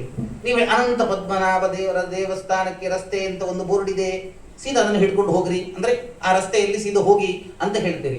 ಅನಂತ ಪದ್ಮನಾಭ ಒಬ್ಬನನ್ನು ಸಂಕೇತಿಸಿದ್ದಲ್ವಾ, ತೋರಿಸಿದ್ದಲ್ವಾ, ಅಷ್ಟು ಹೇಳಿದ್ರು ಪುಣ್ಯ ಇದೆ ಅಂತ ಹೇಳ್ತಾರ್ರಿ. ಇನ್ನು ಹೃತ್ಪೂರ್ವಕವಾಗಿ ಹೇಳಿದ್ರೆ ಪುಣ್ಯ ಇಲ್ಲದೆ ಇರ್ತದ? ಪಾರಿಹಾಸ್ಯ, ತಮಾಷೆಗೋಸ್ಕರ ಬೇಕಿದ್ರೆ ಭಗವಂತನ ಹೆಸರು ಹೇಳಿ, ಸಾರ್ಥಕ ಪುಣ್ಯಕ್ಕೆ ಕಾರಣ ಆಗ್ತದೆ ಅಂತ. ಬಾರಿ ಮಲ್ಲು ಕೃಷ್ಣ ಅಡ್ಡಿಲ್ಲ, ಕೃಷ್ಣ ಅಂತ ಬಂತಲ್ಲ, ಅದು ಹೆಸರು ಶಾಶ್ವತ ಪುಣ್ಯಕ್ಕೆ ಕಾರಣ. ಸ್ತೋಭಂ ಮತ್ತೆ ತಮಾಷೆ ಅಂದ್ರೆ ಯಾವುದೋ ಒಂದು ಹೆಸರುಗಳ ಕೆಲವು ಸರ್ತಿ ಮಾತನಾಡುವಾಗ ಕೆಲವರದ್ದು ಅಭ್ಯಾಸ ಇರುತ್ತದೆ. ಯಾವುದೋ ಒಂದು ಶಬ್ದವನ್ನು ಮೇಲಿನ ಮೇಲೆ ಹೇಳ್ತಾ ಇರ್ತಾರೆ. ಅಂತ ಹೇಳುವ ಶಬ್ದದಲ್ಲಿ ದೇವರ ಹೆಸರನ್ನ ನೀವು ಹೇಳಿದ್ದು ಹೌದಾದ್ರೆ ಶಾಶ್ವತ ಪುಣ್ಯಕ್ಕೆ ಕಾರಣ ಆಗ್ತದೆ. ಹೇಳನಮೇವ, ಬೈಲಿಕ್ಕೆ ಬೇಕಿದ್ರೆ ಉಪಯೋಗ ಮಾಡ್ರಿ. ಕೈ ತೊಳ್ದು ಇಲ್ಲತ್ತೋ ಕೇಶವ ಉಳ್ಳೆತ್ತ ಮಹಾಪಟಿಂಗೆ ಅಡ್ಡಿಲ್ಲ, ಕೇಶವ ಬಂತಲ್ಲ, ಕೇಶವ ಬಂತ ಇಲ್ವಾ? ಆ ಕೇಶವ ಅನ್ನತಕ್ಕಂಥ ಹೆಸರಿದೆಯಲ್ಲ, ಅದು ಬಹಳ ದೊಡ್ಡ ಪುಣ್ಯ ಕಾರಣ ಆಗ್ತದಪ್ಪ. ಅದರಿಂದ ಬರೀ ಹೆಸರನ್ನ ಮಾತ್ರ ಹೇಳಿದ್ರಿಂದ ಮೋಕ್ಷ ಅಂತ ಆದ್ರೆ ಇಲ್ಲಿ ಇದ್ದ ಮಂದಿಯಲ್ಲಿ ನಾರಾಯಣ ಅಂತ ಹೆಸರು ಇರುವವರ ಹೆಂಡತಿಯರಿಗೆಲ್ಲ ಭೂಮಿಯಲ್ಲೇ ಮೋಕ್ಷ ಸಿಗ್ಬೇಕಾಗ್ತದೆ. ನಿಶ್ಚಯತಾಂಬೂಲ ದಿವಸದಿಂದ ಶುರು ಆಗ್ತದಲ್ಲ, ನಿನ್ನ ಪುರುಷನ ಕುದರ ಯಾವುದು ನಾರಾಯಣ ಅಂತ ಆವಾಗ ಹೇಳಲಿಕ್ಕೆ ಶುರು ಮಾಡಿರ್ತಾರೆ. ಆದ್ರಿಂದ ಮೋಕ್ಷ ಸಿಗ್ಬೇಕ. ಬರೀ ಹೆಸರು ಹೇಳಿದ್ದಕ್ಕೆ ಮೋಕ್ಷ ಅಲ್ಲ, ಹೆಸರನ್ನ ಹೇಳ್ತಾ ಹೇಳ್ತಾ ಅಂತಃಕರಣವನ್ನ ಪರಿಶುದ್ಧ ಮಾಡ್ತಾ ಮಾಡ್ತಾ ತನ್ಮೂಲಕವಾಗಿ ಜ್ಞಾನ ಸಂಪಾದನೆಯನ್ನ ಮಾಡ್ತಾ ಮಾಡ್ತಾ ತತ್ವ ಗ್ರಹಣಕ್ಕೆ ಆ ನಾಮಸ್ಮರಣೆ ಅನ್ನುವಂಥದ್ದು ಒಂದು ಮೆಟ್ಟಿಲಾಗ್ತದಲ್ವಾ, ಆ ಹಿನ್ನೆಲೆಯಲ್ಲಿ ಅವನಿಗೆ ಮೋಕ್ಷ ಅಂತ. ಮತ್ತು ಅಜಾಮಿಳನು ಕೂಡ ಬರೀ ಕೊನೆಯಲ್ಲಿ ನಾರಾಯಣ ಅಂತ ಹೇಳಿದ್ದಕ್ಕೆ ಮಾತ್ರ ಮೋಕ್ಷ ಸಿಕ್ಕಿದ್ದಲ್ಲ, ಅವನ ಜನ್ಮಾಂತರದ ಸಾಧನೆಯೂ ಕೂಡ ಕಾರಣ ಆಗಿತ್ತು. ಮತ್ತೆ ಇಷ್ಟೆಲ್ಲ ನೋಡಿದಲ್ವ, ಇಷ್ಟೆಲ್ಲ ನೋಡಿಯಾದ್ಮೇಲೆ ಮತ್ತೆ ಗಂಗಾ ತೀರಕ್ಕೆ ಹೋಗಿ ಮಿಕ್ಕಿ ಉಳಿದ ಆಯಸ್ಸಲ್ಲಿ ಅನನ್ಯವಾಗಿ ಭಗವಂತನನ್ನ ಭಜಿಸ್ತಾ ಭಜಿಸ್ತಾ ಪರಂಧಾಮಕ್ಕೆ ತೆರಳಿದ ಅಜಾಮಿಳ ಅನ್ನುವಂಥದ್ದು ಭಾಗವತದಲ್ಲೇ ಬರ್ತದೆ.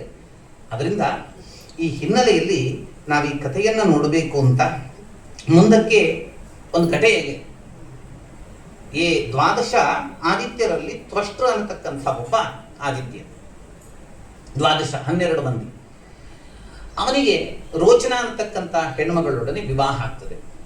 ವಿರುದ್ಧ ಗುಣಧರ್ಮದ ದಂಪತಿಗಳು. ತ್ವಷ್ಟ್ರ ಇದ್ದಾನಲ್ಲ ಅವ ಕಶ್ಯಪ ಮತ್ತೆ ಅದಿತಿ ಇವರಿಬ್ಬರ ಮಗ ತ್ವಷ್ಟ್ರ. ಈ ರೋಚನಾ ಅಂತಕ್ಕಂಥ ಹೆಣ್ಣುಮಗಳು ಯಾರಿದ್ದಾಳೆ, ಅವಳು ರಾಕ್ಷಸ ಸ್ತ್ರೀ, ವಿರುದ್ಧ ಗುಣಧರ್ಮ ಆಯಿತು.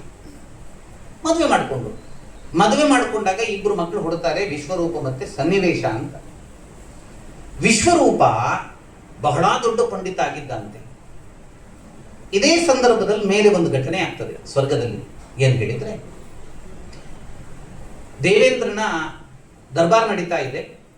ದರ್ಬಾರ್ ನಡೀತಾ ಇರುವಾಗ ಅದಕ್ಕೆ ಸಭಾಂಗಣಕ್ಕೆ ದೇವಗುರುವಾಗಿರತಕ್ಕಂಥ ಬೃಹಸ್ಪತ್ಯಾಚಾರ್ಯರು ಪ್ರವೇಶಿಸ್ತಾರೆ. ಇವ ರೆಸ್ಪೆಕ್ಟ್ ಕೊಡಬೇಕಿತ್ತು, ಎದ್ದು ನಿಲ್ಲಬೇಕಿತ್ತು, ಅವರಿಗೆ ಗೌರವ ಕೊಡಬೇಕಿತ್ತು. ದೇವೇಂದ್ರ ನೃತ್ಯವನ್ನು ಯಾವುದೋ ಕಾರ್ಯಕ್ರಮವನ್ನು ನೋಡುವುದರಲ್ಲೇ ತನ್ಮಯನಾಗಿದ್ದಾನೆ, ಅವನಿಗೆ ಅವರು ಬಂದದ್ದೇ ಗೊತ್ತಿಲ್ಲ. ಇದನ್ನ ಕಂಡ ಬೃಹಸ್ಪತ್ಯಾಚಾರ್ಯರಿಗೆ ತುಂಬಾ ಸಂಕಟ ಆಗ್ತದೆ. ಒಂದು ಗೌರವ ಇಲ್ಲದ ಜಾಗದಲ್ಲಿ ನಾನು ಯಾಕಿರಬೇಕು ಅಂತ ಭಾವಿಸಿದ ಬೃಹಸ್ಪತ್ಯಾಚಾರ್ಯರು ಸಭೆಯನ್ನು ಬಿಟ್ಟು ಹೊರಗೆ ಹೋಗ್ತಾರೆ.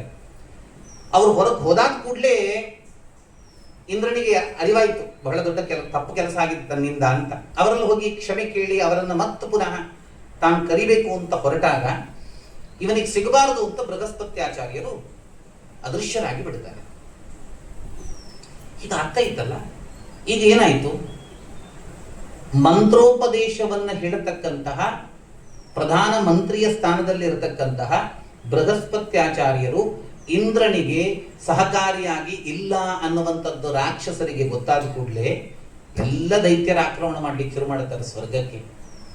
ಆಗ ಇಂದ್ರ ಬ್ರಹ್ಮದೇವರ ಹತ್ರ ಹೋಗಿ ನನಗೆ ಉಪಾಯ ಹೇಳಿ ಏನು ಮಾಡಬೇಕು ಅಂತ ಕೇಳಿದಾಗ ಬ್ರಹ್ಮದೇವರು ಹೇಳ್ತಾರೆ, ಮಾಡಿದ ತಪ್ಪಲ್ಲ, ಗುರುಸ್ಥಾನದಲ್ಲಿ ಒಬ್ಬನನ್ನು ಕೂರಿಸ್ಕೊಂಡು ಇಂಥ ಅಪಮಾನ ಮಾಡಬಹುದಾ, ಮಾಡಬಾರದಿತ್ತಲ್ಲ, ಸರಿ ಬಿಡು, ಏನೇನು ಮಾಡೋದು, ನೀನು ಒಂದು ಕೆಲಸ ಮಾಡು ಅಂತ ಹೇಳಿ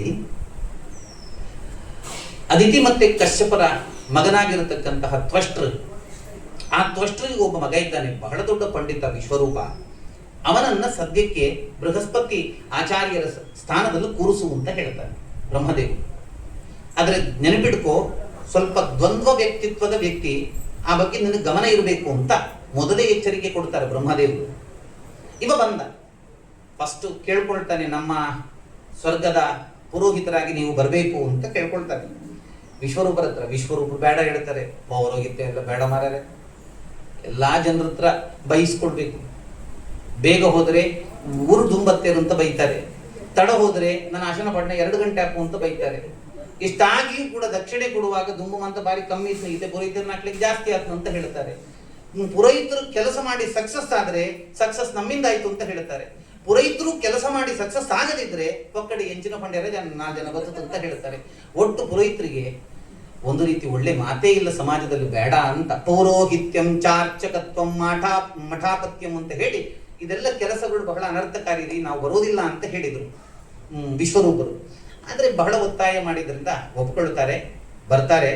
ಬಂದು ವಿಶ್ವರೂಪರು ಇಂದ್ರನಿಗೆ ನಾರಾಯಣ ಕವಚ, ಅದಕ್ಕೆ ನಾರಾಯಣ ವರ್ಮ ಅಂತ ಹೆಸರು, ಅದನ್ನು ಉಪದೇಶ ಕೊಡ್ತಾರೆ. ನೋಡಿ, ಅದ್ಭುತ ಮಂತ್ರ ಅದು, ಭಾಗವತದಲ್ಲಿ ಬರ್ತದೆ, 6ಠ ಸ್ಕಂದದಲ್ಲಿ ಬರ್ತದೆ. 6ಠ ಸ್ಕಂದೆ ಅಂತ ಹೇಳಿ ಭಾಗವತದಲ್ಲಿ ಬರ್ತದೆ. ಅದು ನಾರಾಯಣ ಈ ಭಾಗದಲ್ಲಿ ನನ್ನ ನಾರಾಯಣನ ಈ ರೂಪ ಕಾಯಿಲೆ ಹಗಲಿನ ಹೊತ್ತು ಭಗವಂತನ ಈ ರೂಪ ನನ್ನನ್ನು ಕಾಯಲಿ, ರಾತ್ರಿ ಹೊತ್ತು ಈ ರೂಪ ನನ್ನನ್ನು ಕಾಯಲಿ ಅಂತ ಹೇಳಿ ಭಗವಂತನನ್ನ ಸುತ್ತ ಕಾಯಿಸ್ಲಿಕ್ಕೆ ಇಟ್ಟು ನಾವು ಇರುವಂಥದ್ದು ಅಂತ ಅದ್ಭುತ ಮಂತ್ರ. ಎಲ್ಲಿವರೆಗೆ ಅದ್ಭುತ ಮಂತ್ರ ಅಂತ ಹೇಳಿದರೆ, ಕೌಶಿಕ ಅನ್ನತಕ್ಕಂಥ ಒಬ್ಬ ಬ್ರಾಹ್ಮಣ ಅನನ್ಯವಾಗಿ ನಾರಾಯಣ ವರ್ಮ ಜಪ ಮಾಡಿ ಒಂದು ಕಡೆ ದೇಹಾಂತ್ಯ ಆಗ್ತದಂತೆ. ಸಿಕ್ಕಾಪಟ್ಟೆ ಜಪ ಮಾಡಿದ್ದ, ಅದೆಲ್ಲ ಅವನ ಅಸ್ಥಿಯಲ್ಲಿ ಸಂಚಯನ ಆಗಿತ್ತಂತೆ ಆ ಮಂತ್ರದ ಶಕ್ತಿ. ಸಿಕ್ಕಾಪಟ್ಟೆ ಜಪ ಮಾಡಿದ ಹಿನ್ನೆಲೆಯಲ್ಲಿ ಅವನು ಮತ್ತೆ ದೇಹಾಂತ್ಯ ಆದಾಗ ಅವನ ಎಲುಬಿದ್ದ ಜಾಗದ ಮೇಲೆ ಚಿತ್ರರಥ ಅನ್ನತಕ್ಕಂಥ ಒಬ್ಬ ಗಂಧರ್ವ ಒಂದ್ಸರ್ತಿ ಒಂದಷ್ಟು ಗಂಧರ್ವ ಸ್ತ್ರೀಯರನ್ನ ಕೂರಿಸ್ಕೊಂಡು ಮೇಲೆ ವಿಮಾನದಲ್ಲಿ ಹೋಗ್ತಾ ಇರುವಾಗ ಕೆಳಗೆ ಎಲ್ಲಿ ಈ ಕೌಶಿಕ ಅನ್ನತಕ್ಕಂಥ ಬ್ರಾಹ್ಮಣನ ಎಲುಬಿತ್ತು ಆ ಭಾಗವನ್ನ ಮೇಲೆ ವಿಮಾನ ಕ್ರಾಸ್ ಮಾಡಬೇಕು ಅಂತ ಆದಾಗ ಆ ಮಂತ್ರದ ಶಕ್ತಿಯಿಂದ ಇಡೀ ವಿಮಾನ ತಲೆ ಕೆಳಗಾಗ್ಬಿಡುತ್ತದಂತೆ. ಅಂತಹ ಶಕ್ತಿ ಇತ್ತು ಅಂತ. ಮತ್ತೆ ಹತ್ರದಲ್ಲೇ ವಾಲಕಿಲ್ಯರು ಒಂದು ಆಶ್ರಮ, ವಾಲಕಿಲ್ಯ ಮಹರ್ಷಿಗಳು, ಅವರ ಹತ್ರ ಹೋಗ್ತಾನೆ. ಏನು ಕತೆ ಅಂತ ಕೇಳ್ತಾನೆ.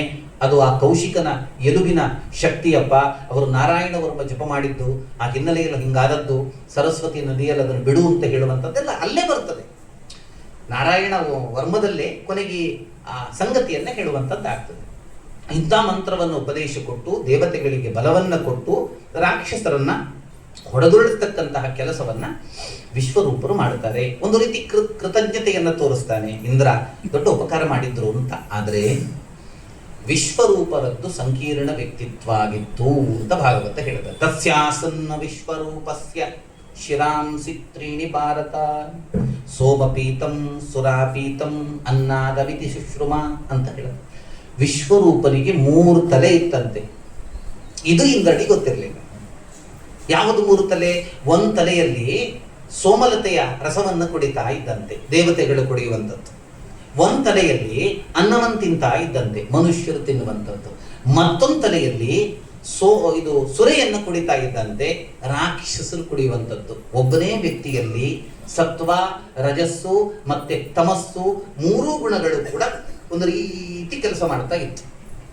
ಈ ದೇವತೆಗಳಿಗೆ ಸಹಾಯ ಮಾಡಿದ ವಿಶ್ವರೂಪನೇ ಗುಟ್ಟಾಗಿ ರಾಕ್ಷಸರಿಗೂ ಕೂಡ ಬಲ ಬರಬೇಕು. ಅವನ ಅಮ್ಮ ರಾಕ್ಷಸ ಕಡೆಯವಳು, ಅಮ್ಮನದ್ದು ಇನ್ಫ್ಲೂಯೆನ್ಸ್ ಇರೋದಿಲ್ವ ಮಕ್ಕಳಿಗೆ.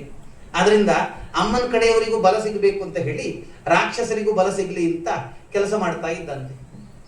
ಇಂದ್ರನಿಗೆ ಗೊತ್ತಾಯ್ತು. ಇಂದ್ರನಿಗೆ ಗೊತ್ತಾಗಿ ಸಿಟ್ಟಿನಿಂದ ಇಂದ್ರ ಆಚೀಚೆ ನೋಡದೆ ವಿಶ್ವರೂಪನನ್ನು ಸಂಹಾರ ಮಾಡುತ್ತಾನೆ. ಬ್ರಹ್ಮಹತ್ಯೆ ಶಾಪ ಬಂತು, ಬ್ರಾಹ್ಮಣರ ಮಗ. ಅದನ್ನ 4 ಮಂದಿಗೆ ಪಾಲು ಮಾಡಿ ಕೊಡುವಂಥದ್ದಾಗ್ತದೆ. ಭೂಮಿಗೊಂದು ಪಾಲು, ಮರಕ್ಕೊಂದು ಪಾಲು, ನೀರಿನಲ್ಲಿ ಒಂದು ಪಾಲು, ಸ್ತ್ರೀಯರಲ್ಲಿ ಒಂದು ಪಾಲು ಅಂತ 4 ಪಾಲು ಮಾಡಿ ಕೊಡ್ತಾನೆ. ಅದಾಯ್ತು. ಇಲ್ಲಿ ಕಥೆ ಏನಾಗಿದೆ ಗೊತ್ತಾ? ಅಪ್ಪ ಇದ್ದಾರಲ್ಲ ವಿಶ್ವರೂಪರದ್ದು ತ್ವಷ್ಟ್ರ, ಅವರಿಗೆ ಸಿಟ್ಟು. ಹೊಲ ಪುರೋಹಿತ ಕರೆದು ಮರ್ಡರ್ ಮಾಡೋದು ಮಾರರೆ, ಇದೇನು ಕತೆ? ಜನ ಹಿಂಗ ಮಾಡಿದ್ರೆ ನಾಳೆ ಮತ್ತೆ ಯಾರಾದ್ರೂ ಪುರೋಹಿತಕ್ಕೆ ಹೋಗುದಿದೆಯಾ?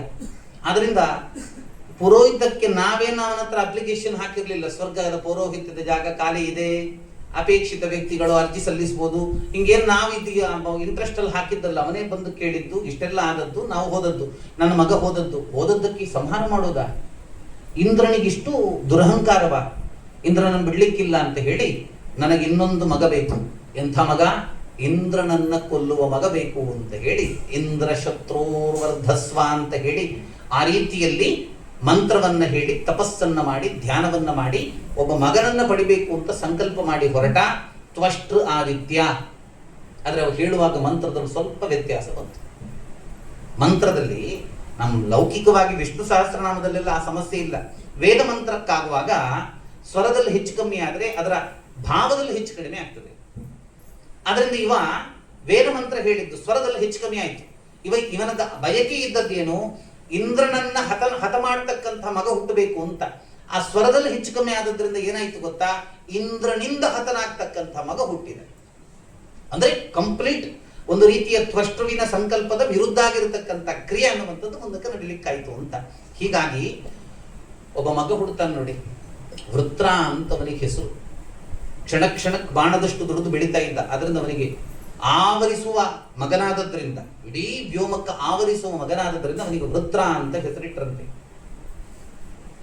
ವೃತ್ರ ಹುಟ್ಟಿಯಾದ ಕೂಡಲೇ ಇಂದ್ರನನ್ನ, ಅವನ ಶತ್ರು ಇಂದ್ರ, ಇಂದ್ರನನ್ನ ಸಂಹಾರ ಮಾಡಬೇಕು ಅಂತ ಹೊರಟ. ಇಂದ್ರನನ್ನ ಸಂಹಾರ ಲಗ್ಗೆ ಇಟ್ಟ ಸ್ವರ್ಗಕ್ಕೆ. ತುಂಬಾ ಸಮಯದವರೆಗೆ ಯುದ್ಧ ನಡೀತದೆ.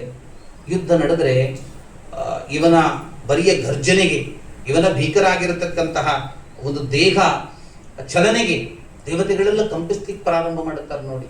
ಇಂದ್ರ ಮತ್ತೆ ವೃತ್ರನಿಗೆ ಬಹಳ ಭೀಕರಾಗಿರತಕ್ಕಂತಹ ಯುದ್ಧ ನಡೀತದೆ.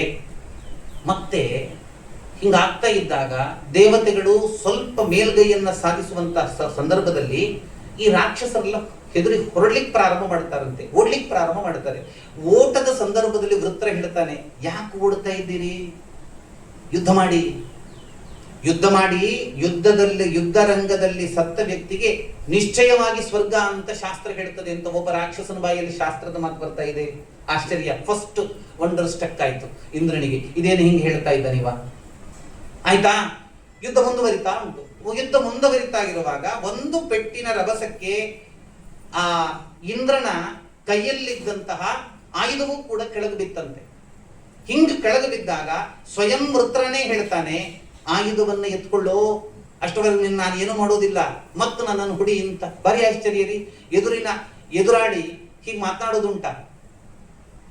ಈ ವೃತ್ರನನ್ನ ಕೊಲ್ಲಿಕ್ಕೋಸ್ಕರವಾಗಿಯೇ ಇಂದ್ರ ಒಂದು ಆಯುಧ ಸಂಪಾದನೆಯನ್ನ ಮಾಡಿಕೊಂಡಿದ್ದ. ದದೀಚಿ ಅನ್ನತಕ್ಕಂಥ ಮಹರ್ಷಿಗಳಿದ್ರಂತೆ, ಅನನ್ಯವಾಗಿ ದೇವರ ಆರಾಧನೆಯನ್ನ ಮಾಡಿ, ನಾರಾಯಣ ವರ್ಮ ಇತ್ಯಾದಿಗಳ ತಪಸ್ಸನ್ನ ಮಾಡಿ, ಆರಾಧನೆಯನ್ನ ಮಾಡಿ, ಅದರಿಂದ ಅವರ ಈ ಪಕ್ಕೆಲುಬು, ಬ್ಯಾಕ್ ಬೋನ್ ಅಂತ ಹೇಳ್ತೇವಲ್ಲ, ಪಕ್ಕೆಲುಬು, ಅದು ಎಷ್ಟು ಅದರಲ್ಲಿ ಆ ಜಪದ ಶಕ್ತಿ ಇತ್ತು ಅಂತ ಹೇಳಿದ್ರೆ ಅದು ವಜ್ರಾಯುಧದಷ್ಟು ತುಲ್ಯ ಆಗಿದ್ದಂತಹ ಶಕ್ತಿ ಇದ್ದು. ಈಗ ಈ ವೃತ್ರನ ಸಂಹಾರಕ್ಕೆ ಅದರ ಅನಿವಾರ್ಯತೆ ಆಯಿತು.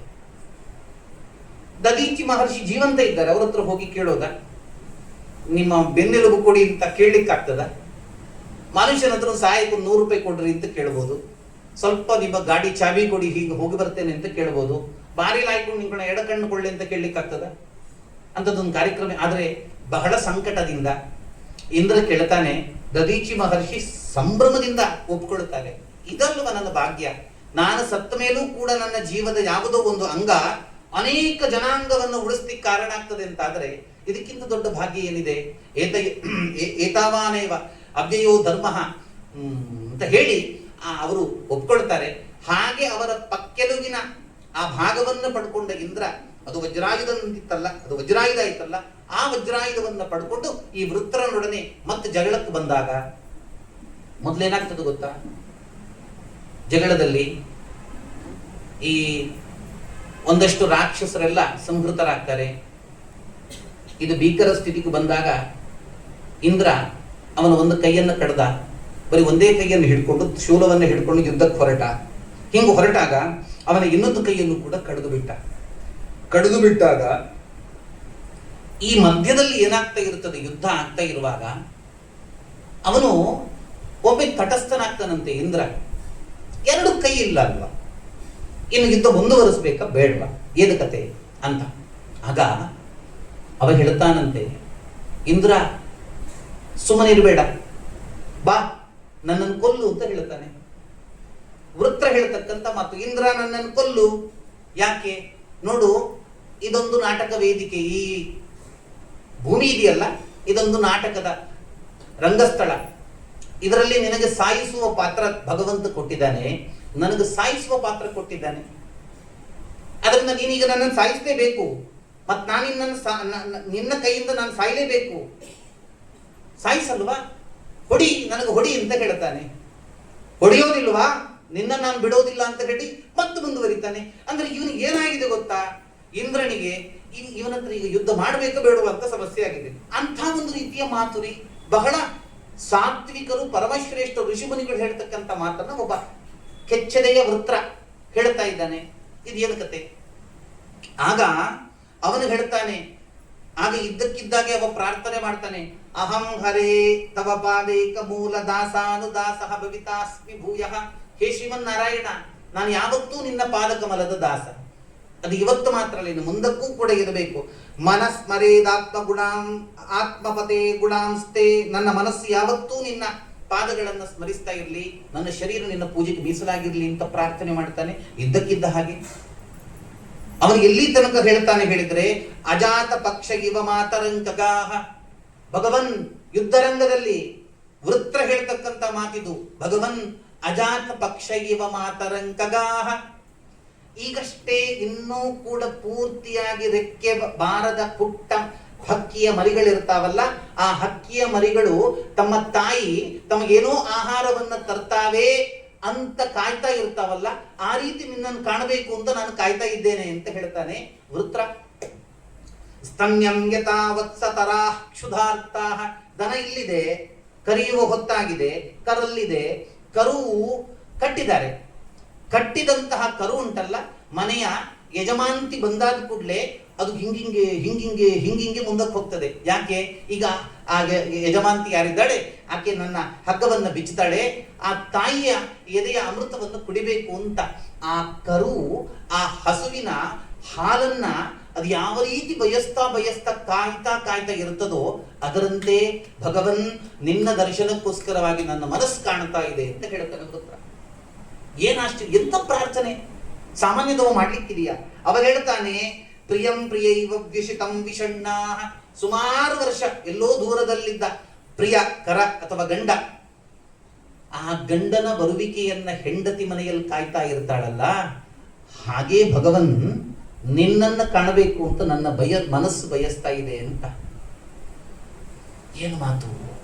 ಇಷ್ಟು ಹೇಳ್ತಾ ಇದ್ದವ ತಟ್ಟನೆ ನೀನು ಕೊಲ್ಲೋದಿಲ್ಲ ಅಂತ ಹೇಳಿದ್ರೆ ನಾನು ಮತ್ತೆ ಮುಂದುವರಿತೇನೆ ಅಂತ ಹೇಳಿ ಇಂದ್ರನನ್ನ ಐರಾವತ ಸಹಿತವಾಗಿ ನುಂಗಿಬಿಟ್ಟ ವೃತ್ರ. ಅಷ್ಟು ದೊಡ್ಡದಿದ್ದ. ಈ ದೇವತೆಗಳೆಲ್ಲ ಯುದ್ಧ ಮಾಡ್ತಾ ಇದ್ದವರಲ್ಲ, ಸೇನಾಪತಿಯೇ ಈಗ ಎದುರಾಳಿಯ ಹೊಟ್ಟೆ ಒಳಗೆ ಅಂತ ಹೇಳಿದ್ರೆ ಯಾರದ್ದು ಯುದ್ಧ ಮಾಡೋದು? ಎಲ್ಲ ಕಂಗಾಲಾಗ್ಬಿಟ್ರಲ್ಲ. ಆದರೆ ಇಂದ್ರ ಬಲಿಷ್ಠ ಆಗಿದ್ದ, ವಜ್ರಾಯುಧ ಬಂದಿತ್ತು, ದದೀಚಿ ಮಹರ್ಷಿಗಳ ಗೆಲುವು ಸಿಕ್ಕಿತ್ತು. ಅದರಿಂದ ಹೊಟ್ಟೆಯನ್ನ ಒಳಗಿಂದಲೇ ವೃತ್ರನ ಹೊಟ್ಟೆಯನ್ನು ಸೀಳಿ ಹೊರಗೆ ಬಂದ. ವೃತ್ರನ ಸಂಹಾರ ಆಯಿತು. ಬಹಳ ಆಶ್ಚರ್ಯ. ಯಾರಿವ ವೃತ್ರ? ಪ್ರಶ್ನೆ ಮಾಡ್ತಾನಲ್ಲ ಪರೀಕ್ಷಿತ, ಅವನು ಯಾಕ್ರಿ ಹಂಗೆ ಮಾತನಾಡ್ತಾನೆ? ನಿಜವಾಗಿ ಯಾರವ? ರಾಕ್ಷಸ ಅಂತ ಆಗಿದ್ರೆ ಹಾಗೆ ಮಾತನಾಡ್ಲಿಕ್ಕಿಲ್ಲ. ದೇವತೆ ಅಂತ ಆಗಿದ್ರೆ ರಾಕ್ಷಸ ಆಗ್ತಾ ಇರಲಿಲ್ಲ. ಋಷಿ ಅಂತ ಆಗಿದ್ರೆ ಯುದ್ಧಕ್ಕೆ ಬರ್ತಾ ಇರಲಿಲ್ಲ. ನಿಜವಾಗಿ ಅವ ಯಾರು? ಅದಕ್ಕೆ ಉತ್ತರ ಹೇಳುವಂತದ್ದಾಗ್ತದೆ. ಶೂರಸೇನ ಅಂತ ಒಂದು ದೇಶ, ಅಲ್ಲೊಬ್ಬ ಚಿತ್ರಕೇತು ಅಂತ ಒಬ್ಬ ರಾಜ ಇದ್ದಪ್ಪ. ಅವನಿಗೆ ತುಂಬಾ ಮಂದಿ ಹೆಂಡತಿಯರು, ಯಾರಲ್ಲೂ ಮಕ್ಕಳಿರಲಿಲ್ಲ. ಒಂದ್ಸರ್ತಿ ಅಂಗೀರಸರ ಹತ್ರ ಹೋಗಿ ಹೇಳ್ತಾನೆ, ನನ್ನ ಹೆಂಡತಿಯಲ್ಲಿ ನನಗೆ ಮಕ್ಕಳಾಗಬೇಕು, ನೀವು ಅದಕ್ಕೆ ಸಂಬಂಧಪಟ್ಟ ಪೂಜೆಯನ್ನು ಮಾಡಿ.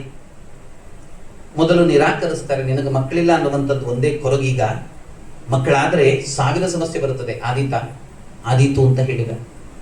ಪುತ್ರಕಾಮೇಷ್ಟಿ ಯಾಗವೋ ಏನೋ ಒಂದು ಮಾಡಿದ್ರು, ಪ್ರಸಾದ ಸಿಕ್ಕಿತು. ಸಿಕ್ಕಿದ ಪ್ರಸಾದವನ್ನು ತನ್ನ ಪಟ್ಟದ ಹೆಂಡತಿ ಕೊಟ್ಟ. 9 ತಿಂಗಳು 9 ದಿವಸಕ್ಕೆ ಒಂದು ಬಹಳ ಚಂದದ ಗಂಡು ಮಗುವಿಗೆ ಜನ್ಮ ಕೊಟ್ಟರು. ಇವನಿಗೆ ಖುಷಿಯೇ ಖುಷಿ, ಯಾವತ್ತೂ ಆ ಮಗುವಿನೊಟ್ಟಿಗಿರೋದಂತೆ. ರಾಜ, ಚಿತ್ರಕೇತು ರಾಜ. ಮಗುವಿನೊಟ್ಟಿಗಿರೋದು ಹೇಳಿದ್ರೆ ಏನ ಹೇಳಿ? ಮಗು ಯಾರೊಟ್ಟಿಗಿರೋದು?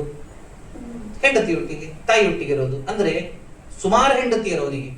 ಇವನು ಮಾತ್ರ ಮೊದಲ ಹೆಂಡತಿಯೊಟ್ಟಿಗೆ ಮಾತ್ರ ಇದ್ದ, ಬಾಕಿ ಹೆಂಡತಿಯರನ್ನ ಗಮನಿಸಲೇ ಇಲ್ಲ. ಸಿಟ್ಟಿಗೆದ್ದಂತಹ ಉಳಿದ ಅವನ ಪತ್ನಿಯರು ಇದಕ್ಕೆಲ್ಲ ಕಾರಣ ಈ ಮಗು ಅಂತ ಭಾವಿಸಿ ಆ ಮಗುವಿಗೆ ವಿಷ ಕೊಟ್ಟು ಸಂಹಾರ ಮಾಡ್ತಾರೆ. ಇದ್ದಕ್ಕಿದ್ದಂತೆ ಅರಮನೆಯಲ್ಲಿ ಸೂತಕದ ವಾತಾವರಣ. ಮತ್ತೆ ಅಂಗೀರಸರ ಹತ್ರ ಬೇಡ್ತಾನೆ, ಮಗುವನ್ನ ಬದುಕಿಸಿ. ಅಂಗೀರಸರು ಹೇಳ್ತಾರೆ, ಮಗು ಇಲ್ಲದಿದ್ದದ್ದು ಒಂದೇ ಸಮಸ್ಯೆ ಇದ್ದದಲ್ಲ ನಿನಗೆ, ನೋಡಿ ಈಗ ಎಷ್ಟು ಸಮಸ್ಯೆ ಆಯ್ತಲ್ವಾ? ಇದ್ದ ಮಗು ಹೋಯ್ತು, ನಿನ್ನ ಹೆಂಡತಿಯರು ಎಂಥವ್ರು ಅಂತ ಗೊತ್ತಾಯ್ತು, ಬೇಕಿತ್ತ ಇದು? ಬಹಳ ಚಂದದಲ್ಲಿದ್ದಿ, ಇದು ಬೇಕಿತ್ತ? ಸ್ವಾಮಿ, ಆದದ್ದಾಯ್ತು, ಹೋದದ್ದು ಹೋಯ್ತು, ಏನಾದ್ರೂ ಮಾಡಿ ನನ್ನ ಮಗುವನ್ನ ಬದುಕಿಸಿ ಅಂತ. ಪ್ರಕೃತಿ ವಿರುದ್ಧ ಕೆಲಸ ಮಾಡ್ಲಿಕ್ಕಿಲ್ಲಪ್ಪ, ಸತ್ ಮೇಲೆ ಆಯ್ತಲ್ಲ. ಈ ಘಟನೆ ಆಗ್ತಾ ಇರುವಾಗ ನಾರದರು ಮೇಲೆ ಹೋಗ್ತಾ ಇದ್ದವರು ಬರ್ತಾರಂತೆ. ಏನು ಕತೆ ಹೇಳ್ತಾರೆ. ಹಿಂಗೆ ಹೇಳ್ತಾ ಇದ್ದಾನೆ, ಮಗುವನ್ನು ಬದುಕಿಸಬೇಕು. ನಾರದರು ಹೇಳ್ತಾರೆ, ಅಲ್ಲಯ್ಯ, ಮಗು ಬದುಕಬೇಕು ಅಂತ ನಿನಗೆ ಆಸೆ ಇದೆ ಸತ್ಯ, ಆದ್ರೆ ಮತ್ತೆ ಬದುಕಿ ಬರಬೇಕು ಅಂತ ಆ ಮಗುವಿನ ಆತ್ಮಕ್ಕೆ, ಜೀವಕ್ಕೆ ಆಸೆ ಉಂಟ ಇಲ್ಲವಂತ ತಿಳ್ಕೊಳ್ಬೇಕಲ್ಲ, ಇಲ್ದಿದ್ರೆ ಕಷ್ಟ. ಅದರದೊಂದು ಕೆಲಸ ಮಾಡ್ತೇನೆ ನಾನು, ಮಗುವಿನ ದೇಹವನ್ನ, ಜೀವವನ್ನ ನಿನ್ನ ಮುಂದೆ ತರಿಸ್ತೇನೆ, ಅದರ ಹತ್ರ ಕೇಳುವ, ಅದಾಯ್ತು ಅಂತ ಹೇಳಿದ್ರೆ ಬದುಕಿಸುವ ಅಂತ. ಜೀವವನ್ನ ತರಿಸ್ತಾರೆ. ಜೀವವನ್ನ ತರಿಸಿ ಆ ಜೀವದ ಹತ್ರ ನಾರದರು ಹೇಳ್ತಾರೆ, ಇವ ನಿನ್ನ ಅಪ್ಪ, ಇವಳು ನಿನ್ನ ಅಮ್ಮ, ಇವರಿಬ್ಬರು ಕೂಡ ನೀನು ಬಯಸ್ತಾ ಇದ್ದಾರೆ, ನೀನು ಮತ್ತೊಮ್ಮೆ ಈ ಶರೀರಕ್ಕೆ ಬರಬೇಕಂತೆ. ಆ ಜೀವಕ್ಕೆ ಹೇಳುತ್ತದೆ, ಕಸ್ಮಿನ್ ಜನ್ಮನ್ಯಮಿ ಬ್ರಹ್ಮನ್ ಪಿತರೋ ಮಾತರೋ ಭವನ್ ಯಾವದ್ ಯಸ್ಯ ಹಿ ಸಂಬಂಧೋ ಮಮತ್ವಂ ತಾವದೇವ ಹಿ. ಮೊನ್ನೆ ಸೂಚ್ಯವಾಗಿ ಹೇಳಿದ್ದಿ ಸಂಗತಿಯನ್ನ.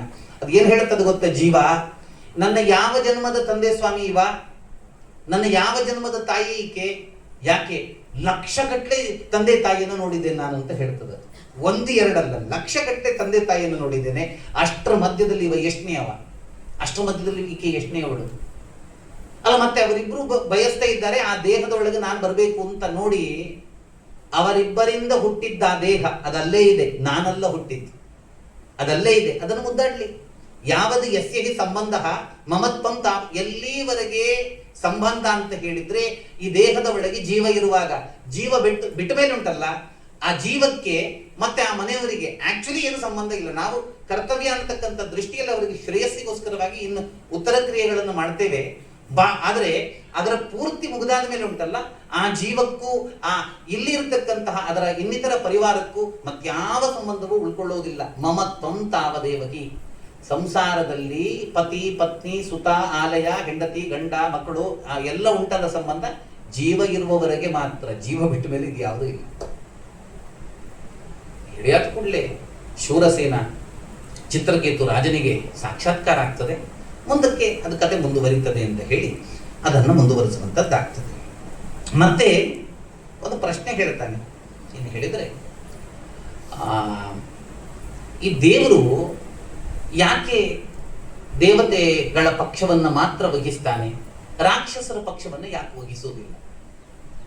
ದೇವರು ಪರಮಾತ್ಮ ಭಗವಂತ ಎಲ್ರಿಗೂ ಕೂಡ ದೇವರಲ್ವ. ಮಾತಾ ತ್ವಮೇವ ಪಿತಾ ತ್ವಮೇವ ಸಖಾ ತ್ವಮೇವ ಬಂಧುಶ್ಚ ತ್ವಮೇವ ಅಂತ ಹೇಳಿಕೊಂಡು ಎಲ್ಲರೂ ಕೂಡ ಪ್ರಾರ್ಥನೆ ಮಾಡ್ತಾರೆ. ಈ ಅಖಿಲಾಂಡ ಕೋಟಿ ಬ್ರಹ್ಮಾಂಡದ ಸರ್ವ ಜೀವಗಳು ಕೂಡ ಅವನ ಸಂತಾನ ಅಂತ ಆದಮೇಲೆ ರಾಕ್ಷಸರು ಅವನ ಸಂತಾನ ಹೌದಾ ಅಲ್ವಾ? ಹೌದು. ಹಾಗಿದ್ದಾಗ ರಾಕ್ಷಸರನ್ನ ದ್ವೇಷ ಯಾಕೆ ಮಾಡ್ತಾನೆ, ದೇವತೆಗಳನ್ನ ಪ್ರೀತಿ ಯಾಕೆ ಮಾಡ್ತಾನೆ?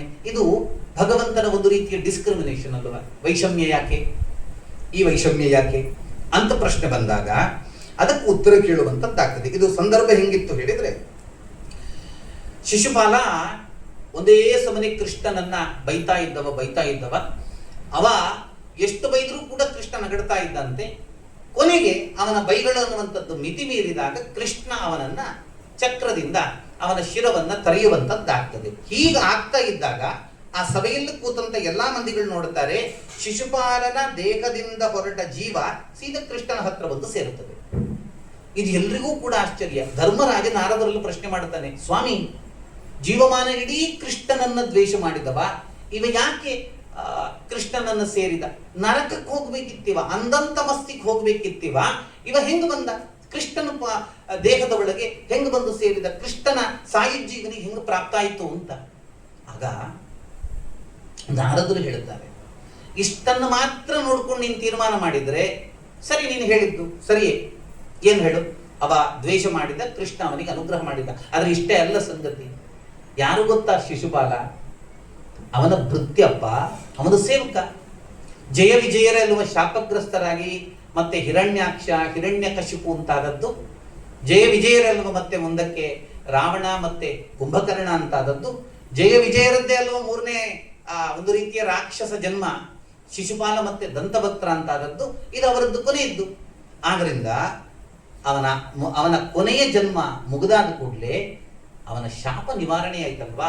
ಭಗವಂತ ಅವನ ಆ ಸೇವೆಯನ್ನ ಅನನ್ಯವಾಗಿ ಮಾಡಿದ ಆ ಸೇವೆಯನ್ನ ಕಂಡ ಹಿನ್ನೆಲೆಯಲ್ಲಿ ಅವನ ಶಾಪ ವಿಮೋಚನೆಗೆ ಅವನಿಗೆ ಅವಕಾಶವನ್ನ ಕೊಟ್ಟು ಅವನನ್ನ ತನ್ನ ಅರಮನೆಯತ್ತ, ತನ್ನ ಧಾಮದತ್ತ ಕರ್ಕೊಂಡು ಹೋದ.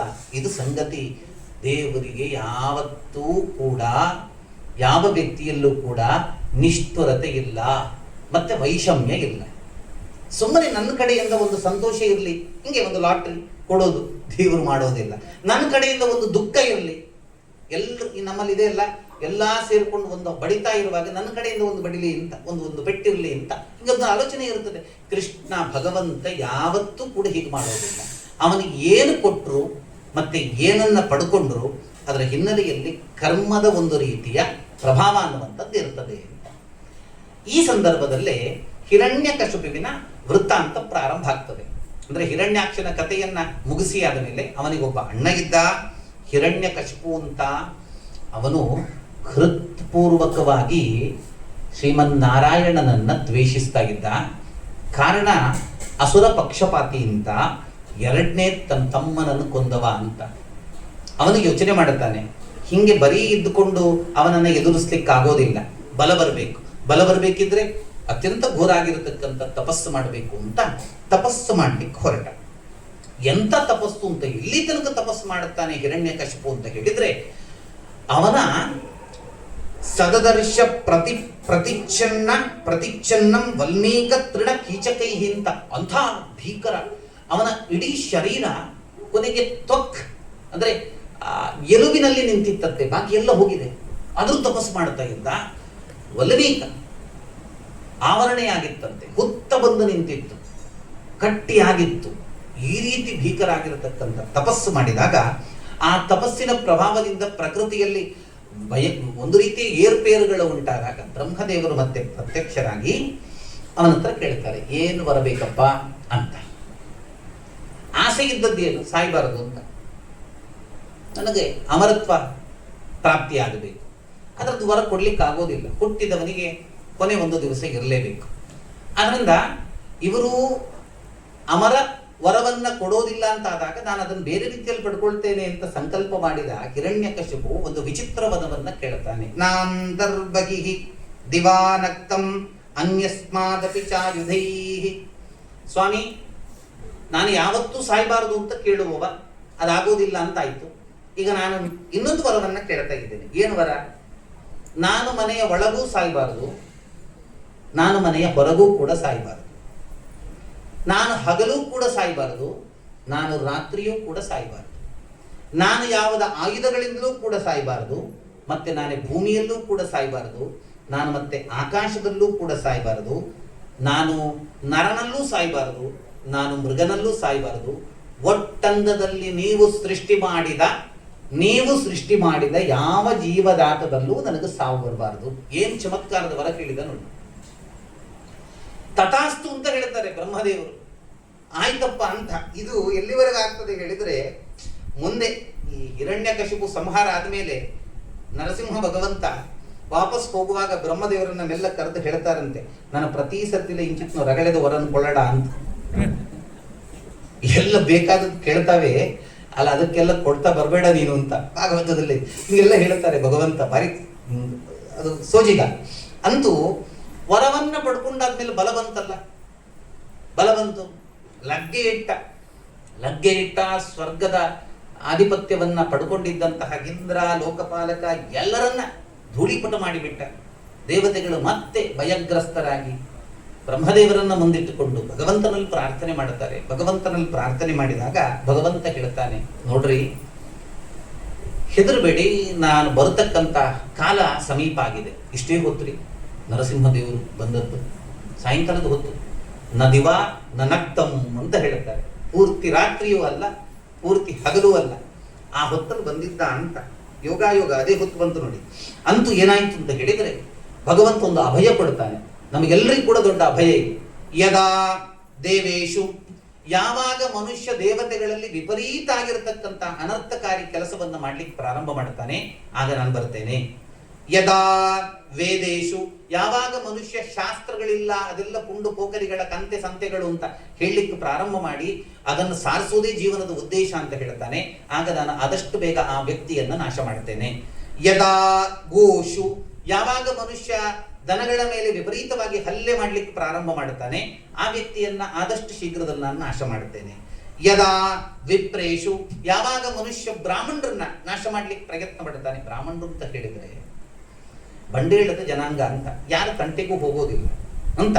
ಎಲ್ಲರೂ ಹಂಗಿರ್ತಾರೆ ಅಂತಿಲ್ಲ, ಅಂತೂ ಸಾಮಾನ್ಯವಾಗಿ 180% ಜನ ಯಾರ ತಂಟೆಗೂ ಹೋಗೋದಿಲ್ಲ. ತಾವು ಓದಿದ್ದು, ತಮ್ಮ ಮಕ್ಕಳನ್ನು ಓದಿಸೋದು, ಈ ಸಂಗತಿಯಲ್ಲಿ ಇರ್ತಾರೆ ಅಂತ. ಆದ್ರಿಂದ ಅಂಥ ಮಂದಿ ಯದಾ ಸಾಧುಷು, ಯಾರು ಸನ್ಯಾಸಿಗಳ ಮೇಲೆ ಆಕ್ರಮಣ ಮಾಡ್ಲಿಕ್ಕೆ ಪ್ರಾರಂಭ ಮಾಡುತ್ತಾರೆ, ಆ ವ್ಯಕ್ತಿಯನ್ನು ನಾನು ಆದಷ್ಟು ಬೇಗ ಮತ್ತೆ ಧರ್ಮೇ ಮಗಿಚ ವಿದ್ವೇಷ ಸಭಾ ಆಶು ವಿನಶ್ಯತಿ ಅಂತ ಹೇಳುತ್ತಾನೆ. ಯಾರು ಧರ್ಮದ ಮೇಲೆ ಘಾಸಿ ಆಗ್ತಕ್ಕಂತಹ ಕೆಲಸವನ್ನ ಮಾಡ್ತಾನೆ, ಸನಾತನ ಧರ್ಮಾಖ್ಯಾನುಸರ್ ಅಂತ ಹೇಳ್ತಾನೆ, ಅವನ ಪಕ್ಷವನ್ನ ನಾನು ಬರ್ಲಿಕ್ಕೆ ಬಿಡೋದಿಲ್ಲ ಅಂತ ಮಾಡ್ತಾನೆ. ಹಂಗೆ ಮಾಡ್ತಾನೆ. ಮತ್ತೆ ಮೈಚ ವಿದ್ವೇಷ, ನನ್ನಲ್ಲಿ ಯಾರು ದ್ವೇಷ ಮಾಡ್ತಾನೆ ಅವ ಹೆಚ್ಚು ಬದುಕೋದಿಲ್ಲಪ್ಪ. ಹೆಚ್ಚು ಬದುಕೋದಿಲ್ಲ ಅಂತ ಹೇಳಿದ್ರೆ ಎರಡರ್ಥ. ಒಂದು, ಆಯಸ್ಸು ಹೆಚ್ಚಿಲ್ಲ, ಮತ್ತೆ ಈ ಭೂಮಿಯಲ್ಲಿ ಅವನನ್ನು ಹೆಚ್ಚು ಮಂದಿ ಯಾವತ್ತೂ ಬಯಸೋದಿಲ್ಲ ಅಂತ. ಅವನ ಸತ್ವೇನೂ ಕೂಡ ಅವನ ಹೆಸರು ತನ್ನ ಮಕ್ಕಳಿಗೆ ಇಡೋದಿಲ್ಲ, ಅಂಥ ಬದುಕಾಗ್ತದ ಅವನದ್ದು ಅಂತ ಭಗವಂತನೇ ಅಭಯ ಕೊಡ್ತಾನೆ.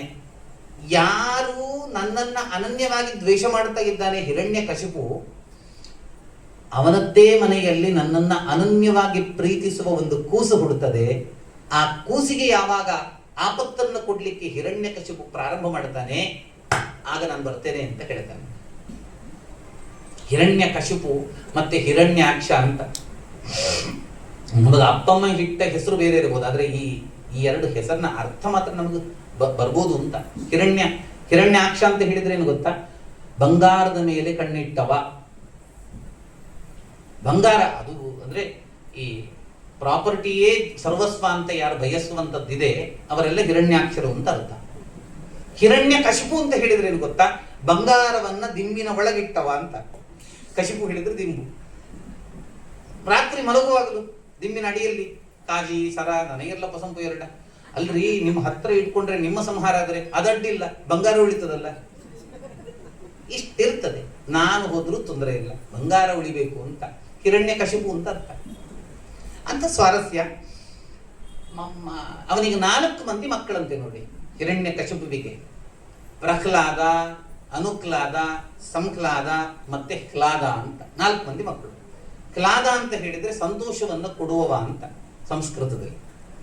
ಪ್ರಹ್ಲಾದ ಹೇಳಿದ್ರೆ ಪ್ರಕೃಷ್ಟವಾಗಿ ಸಂತೋಷವನ್ನು ಕೊಡುವವ ಅಂತ. ಎಲ್ಲ ಮಕ್ಕಳಿಂದ ನನಗೆ ಸಂತೋಷ ಸಿಗಬೇಕು ಅಂತ ಈ ಹೆಸರಿಟ್ಟ ಪ್ರಹ್ಲಾದ, ಸಂಕ್ಲಾದ ಅಂತ ಎಲ್ಲ ಹಿರಣ್ಯ ಮಕ್ಕಳು ಎಲ್ಲರೂ ಕೂಡ ಸಂತೋಷ ಕೊಟ್ಟರು. ಅದರಲ್ಲೂ ಪ್ರಹ್ಲಾದ ವಿಶೇಷವಾಗಿ ಸಂತೋಷ ಕೊಟ್ಟ.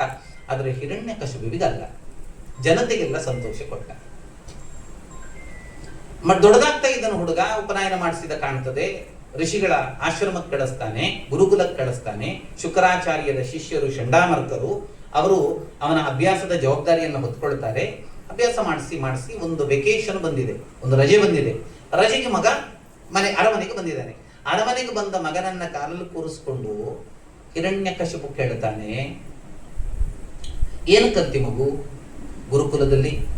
ಸತ್ಸಾಧು ಮನ್ಯೇ ಅಸುರವರ್ಯ ದೇಹಿನಾಂ ಸದಾ ಸಮುದ್ವಿಗ್ನದಿಯಾಮ ಸದ್ಗೃಹಾತ್ ತ್ವಾತ್ಮ ಪಾಪಂ ಗ್ರಹಬಂಧಕೂಪಂ ಹರಿಮಾಶ್ರಯೇತ. ಅವ ಹೇಳ್ತಾನೆ, ಅಪ್ಪ, ಈ ಸಮಸ್ಯೆಗಳ ಆಗರ ಆಗಿರತಕ್ಕಂತಹ ಈ ಸಂಸಾರವನ್ನ ಬಿಟ್ಟು ಶ್ರೀಮನ್ನಾರಾಯಣನನ್ನ ಕಾಡಿನಲ್ಲಾದರೂ ಸರಿ ಕೂತ್ಕೊಂಡು ಭಜನೆ ಮಾಡಬೇಕು ಅಂತ ನಾನು ಕಲಿತೆ ಅಂತ ಕೇಳ್ತಾರೆ. ಹೆಂಗಾಗ್ಬೇಡ ಹಿರಣ್ಯ ಕಶಿಪುವಿಗೆ. ತನ್ನ ರಾಜ್ಯದಲ್ಲಿದ್ದಂತಹ ಎಲ್ಲಾ ಯೂನಿವರ್ಸಿಟಿಗಳಲ್ಲಿ ನಾರಾಯಣನಿಗೆ ಸಂಬಂಧಪಟ್ಟ ಪಠ್ಯವನ್ನ ಕ್ಯಾನ್ಸಲ್ ಮಾಡಿಸಿದವ. ನಾರಾಯಣ ಅನ್ನತಕ್ಕಂಥ ಶಬ್ದ, ಹರಿ ಅನ್ನತಕ್ಕಂಥ ಶಬ್ದ ನನ್ನ ದೇಶದಲ್ಲಿ ಯಾರೂ ಹೇಳಬಾರದು ಅಂತ ಕ್ಯಾನ್ಸಲ್ ಮಾಡಿಸಿದವ. ಇವನ ಮಗನೇ ಹೇಳ್ತಾನೆ ಹರಿಮಾಶ್ರಯೇತ ಅಂತ, ಹರಿಯನ್ನ ಆಶ್ರಯಿಸಬೇಕು ಅಂತ. ಒಂದು ಹುಸಿ ನಗೆಯನ್ನ ನಕ್ಕು ಬಿಟ್ಟ ಅಂತ ಹಿರಣ್ಯಕಶಿಪು. ನೋಡಿದ್ರ ಇದೆಲ್ಲ ಬಿಜೆಪಿ ಅವರ ಕಾರ್ಬಾರು ಅಂತ ಹೇಳ್ತಾನೆ. ಅಯ್ಯೋ, ಬಿಜೆಪಿ ಆಗ ಎಲ್ಲಿತ್ರಿ ಅಂತ ಕೇಳ್ತಾರೆ. ಬಿಜೆಪಿ ಅಂತ ಹೇಳಿದ್ರೆ ಅದಲ್ಲ. ಬಿಜೆಪಿ ಅಂತ ಭಗವಂತನ ಜನತಾ ಪಕ್ಷ ಅಂತ ಬಿಜೆಪಿ. ಇದೆಲ್ಲ ನಾರಾಯಣನ ಜನತೆಯ ಪಕ್ಷ ಅಂತ ಮಾಡ್ಕೊಂಡಿದ್ದಾರಲ್ಲ, ಅವರೆಲ್ಲ ಬಂದು ನನ್ನ ಮಗನ ಹೆಂಗೆ ತಲೆ ತಿರುಗಿಸಿದ್ದಾರೆ ನೋಡಿ. ಏನೇನೋ ಹೇಳಿಕೊಟ್ಟಿದ್ದಾರೆ, ಏನೇನೋ ಮಾಡಿದ್ದಾರೆ. ಜಾಗೃತಿ ಮಾಡಿ ನನ್ನ ಮಗನಿಗೆ ಇಂಥದ್ದೆಲ್ಲ ಕಲಿಸ್ಬೇಡಿ, ಚಂದ ಮಾಡಿ ಕಲಿಸಿ ಅಂತ ಕಳಿಸಿ. ಮತ್ತೊಂದು ರಜೆ ಬಂತು. ಈಗ ಬೇಸಿಗೆ ರಜೆ ಮುಗೀತು, ನವರಾತ್ರಿ ರಜೆ ಬಂತು. ಇನ್ನೊಂದು ರಜೆಗೆ ಬಂದಾಗ ಪತ್ ಕೇಳ್ತಾನೆ, ಏನು ಕಲಿತಿ ಈಗ?